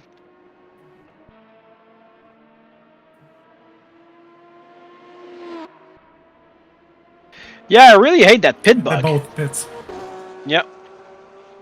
So car number 51 pitting.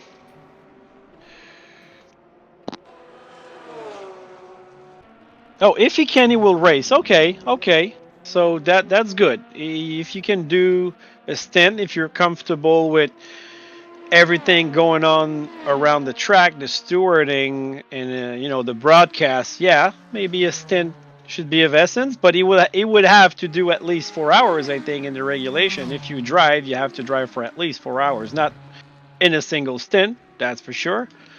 But maybe over one stint. I remember, Alex, when we did the 24 hours of NERB or Le Mans, we had to do exactly that, 4 hour stints. So I did 4 hour stint, went to worked for a few hours, let's say 6, came back home, and between midnight and 4 a.m. I did another 4 hour stint. I mean, that's 8 hours in a day plus work. Ugh, that takes a toll on your energy. But, you know, when you're in your sim rig, you're kind of focused, yeah. And Valentine Iliev got back his first position. Yeah, pretty good for the... I think there might have been a pit, because look at the gap between Iliev and Vattier. That would make sense. Or that's one of those many yellow flags that we saw, and we didn't see the incident. But I think Vattier pit after or just before Iliev, so I believe it's the right position. Okay, so we got another pit going on here. Or is it the same car?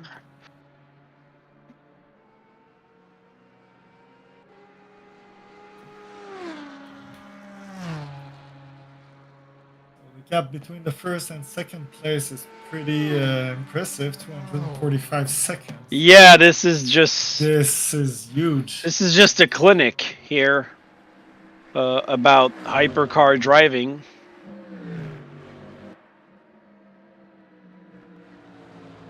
Look, I think he's gonna grab a lap on somebody.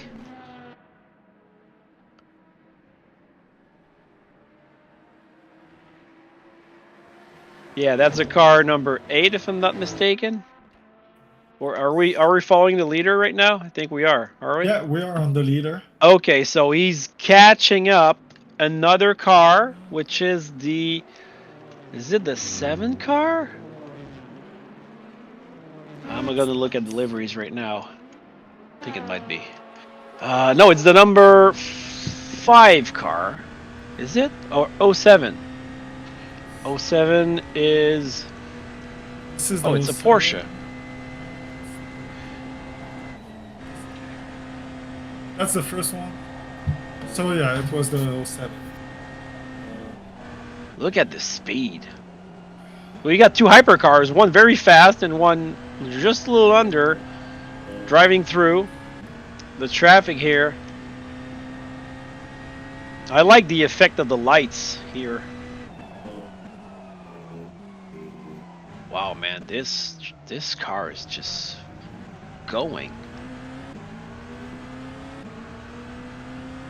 So Pleiss in first position in the 8 car is giving us a little clinic about how to rip it around the Circuit de la Sarthe. Let me look at the temperature at La Sarthe right now.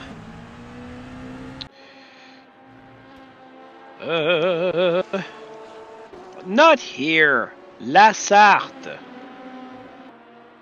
Le Mans. Okay. Well, it's the exact same temperature as we have home. So being in France or Canada doesn't matter. Same temperature. So now there, it will be 23 o'clock in 13 minutes. It's a bit cloudy and there's a moon crescent.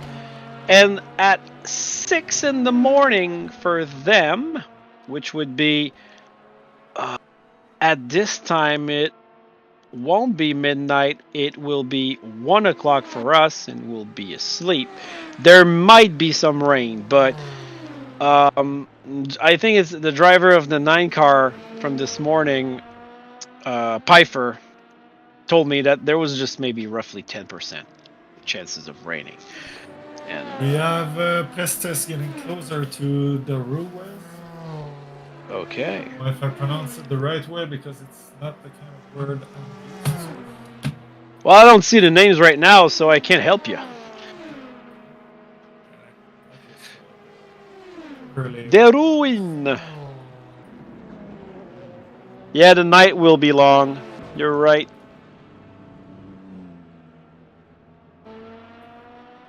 You're right. The night will be long. We understand that. Sun starts to go down pretty quickly, and I mean, even when we wake up in the morning by 6 or 7, even at 7 o'clock now, it's still fairly dark, and we're in the same latitude. So, I mean, not cool.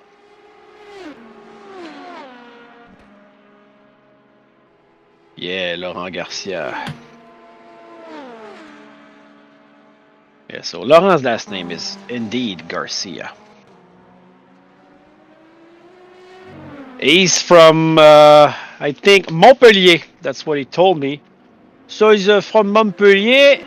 It is a nice town in the south of France. And it's a chaleureux and splendid. I think we're gonna see Krakow passing. You have to say Krakowski. Krakowski. No, there's no Z. Come on. there's no Z. No, okay, sorry. And there's no W also. There's a yellow in sector 2 that's just flashing on and off. Oh, still very much. Okay.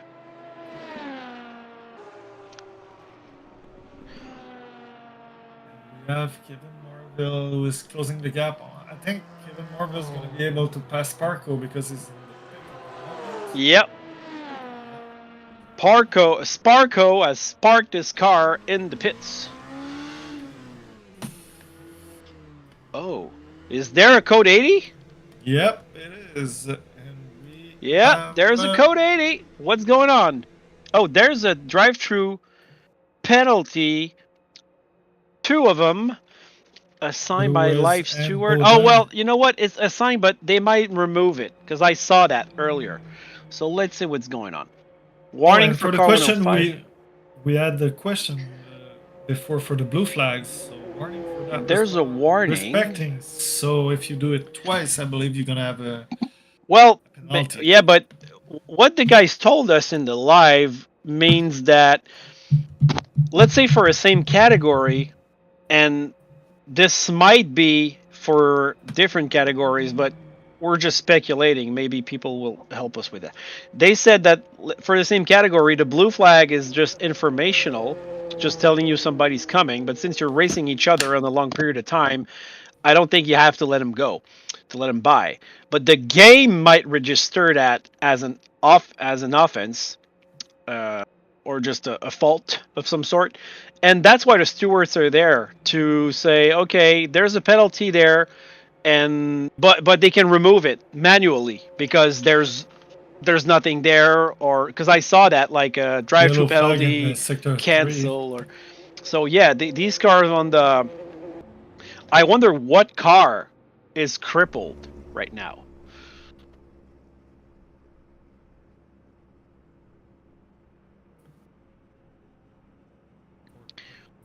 And I saw on the leaderboard that the leaders, so they present us with the leaders' name. So Pleiss is leading for the Le Mans hypercars. Vattier is leading for the LMP2. Serra, of course, is leading for the GT3. And Garcia is leading for the pace car category. That's what the information provided us. But he retired.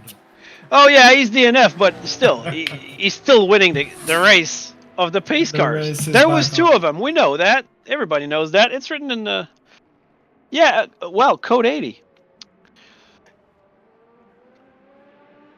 No, yeah, I think he meant the southern accent that I did for Montpellier, bien sûr.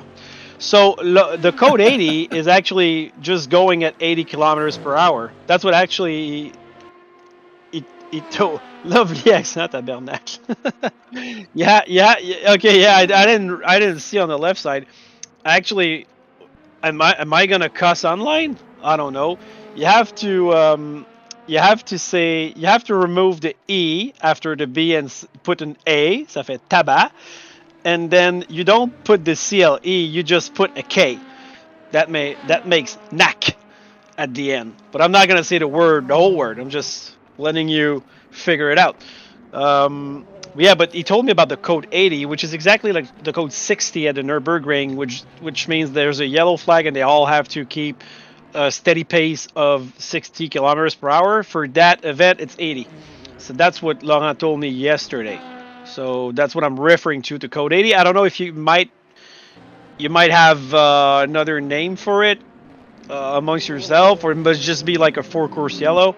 That I don't know. But the cars have to respect, of course, the pace of 80 kilometers per hour, which is the pit limit. So I think they just put the pit limiter. I just don't know if it's automatic on the car. I mean, that's a good question. Yeah, it might be automatic because otherwise somebody could take advantage of like just not putting his pit limiter for half a second and just, it's like a regular virtual safety car. We still have for ourselves 6 minutes to go in our broadcast. Jess informed me that when we'll stop commenting on this part of the race, because we'll be back during the evening. Well, our evening, which is your night, or wherever you are in the world, depending, as the hypercar negotiates through traffic. There's still going to be the race broadcast without commentaries, but you're still going to be able to see some live action from Jess. On my part, I got a little family dinner, because it's a family day. And we'll be back. When will we be back, guys? I think maybe 8:30 would be good. Maybe 9. What do you think?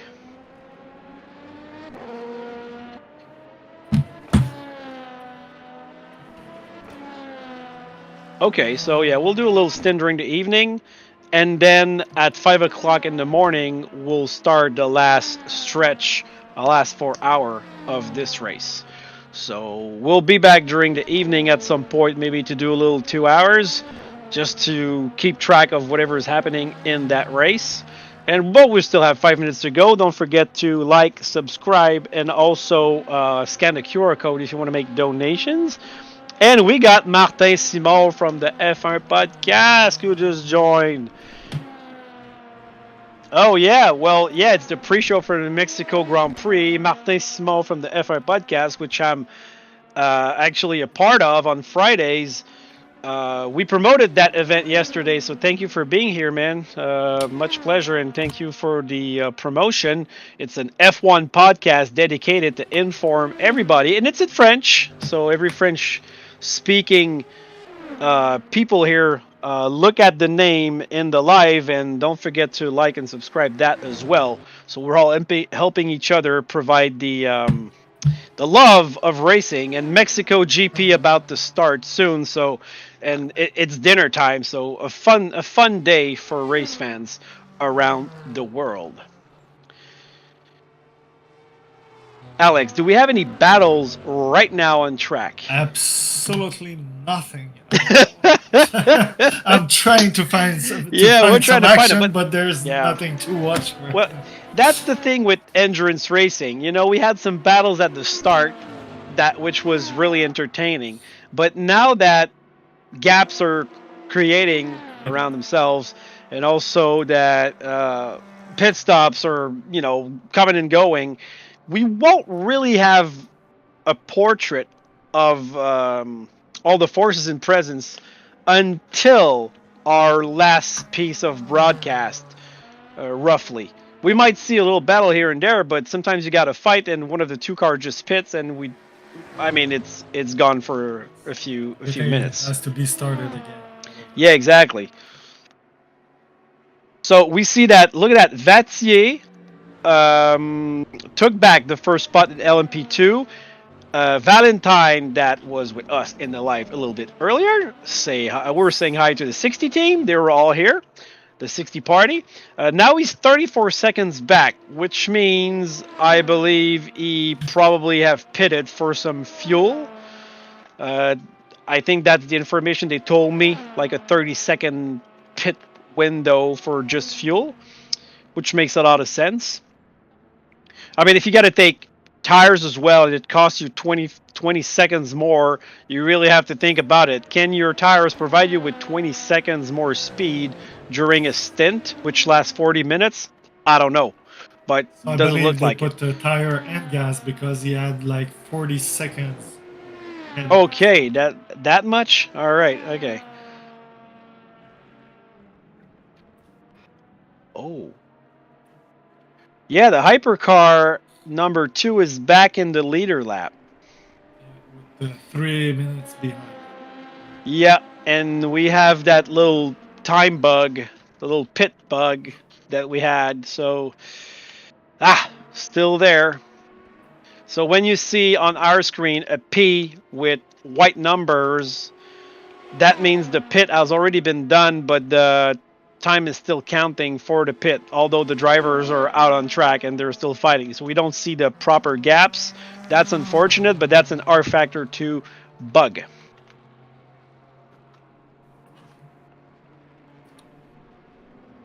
Oh, so okay, Fabien is telling us online that you can have a DT if you're not putting the pit limiter.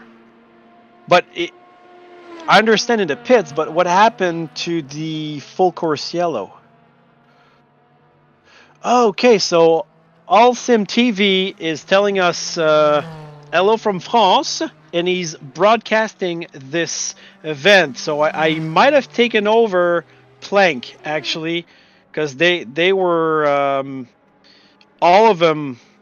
There's a few channels, and yeah, it's Alice Racing TV.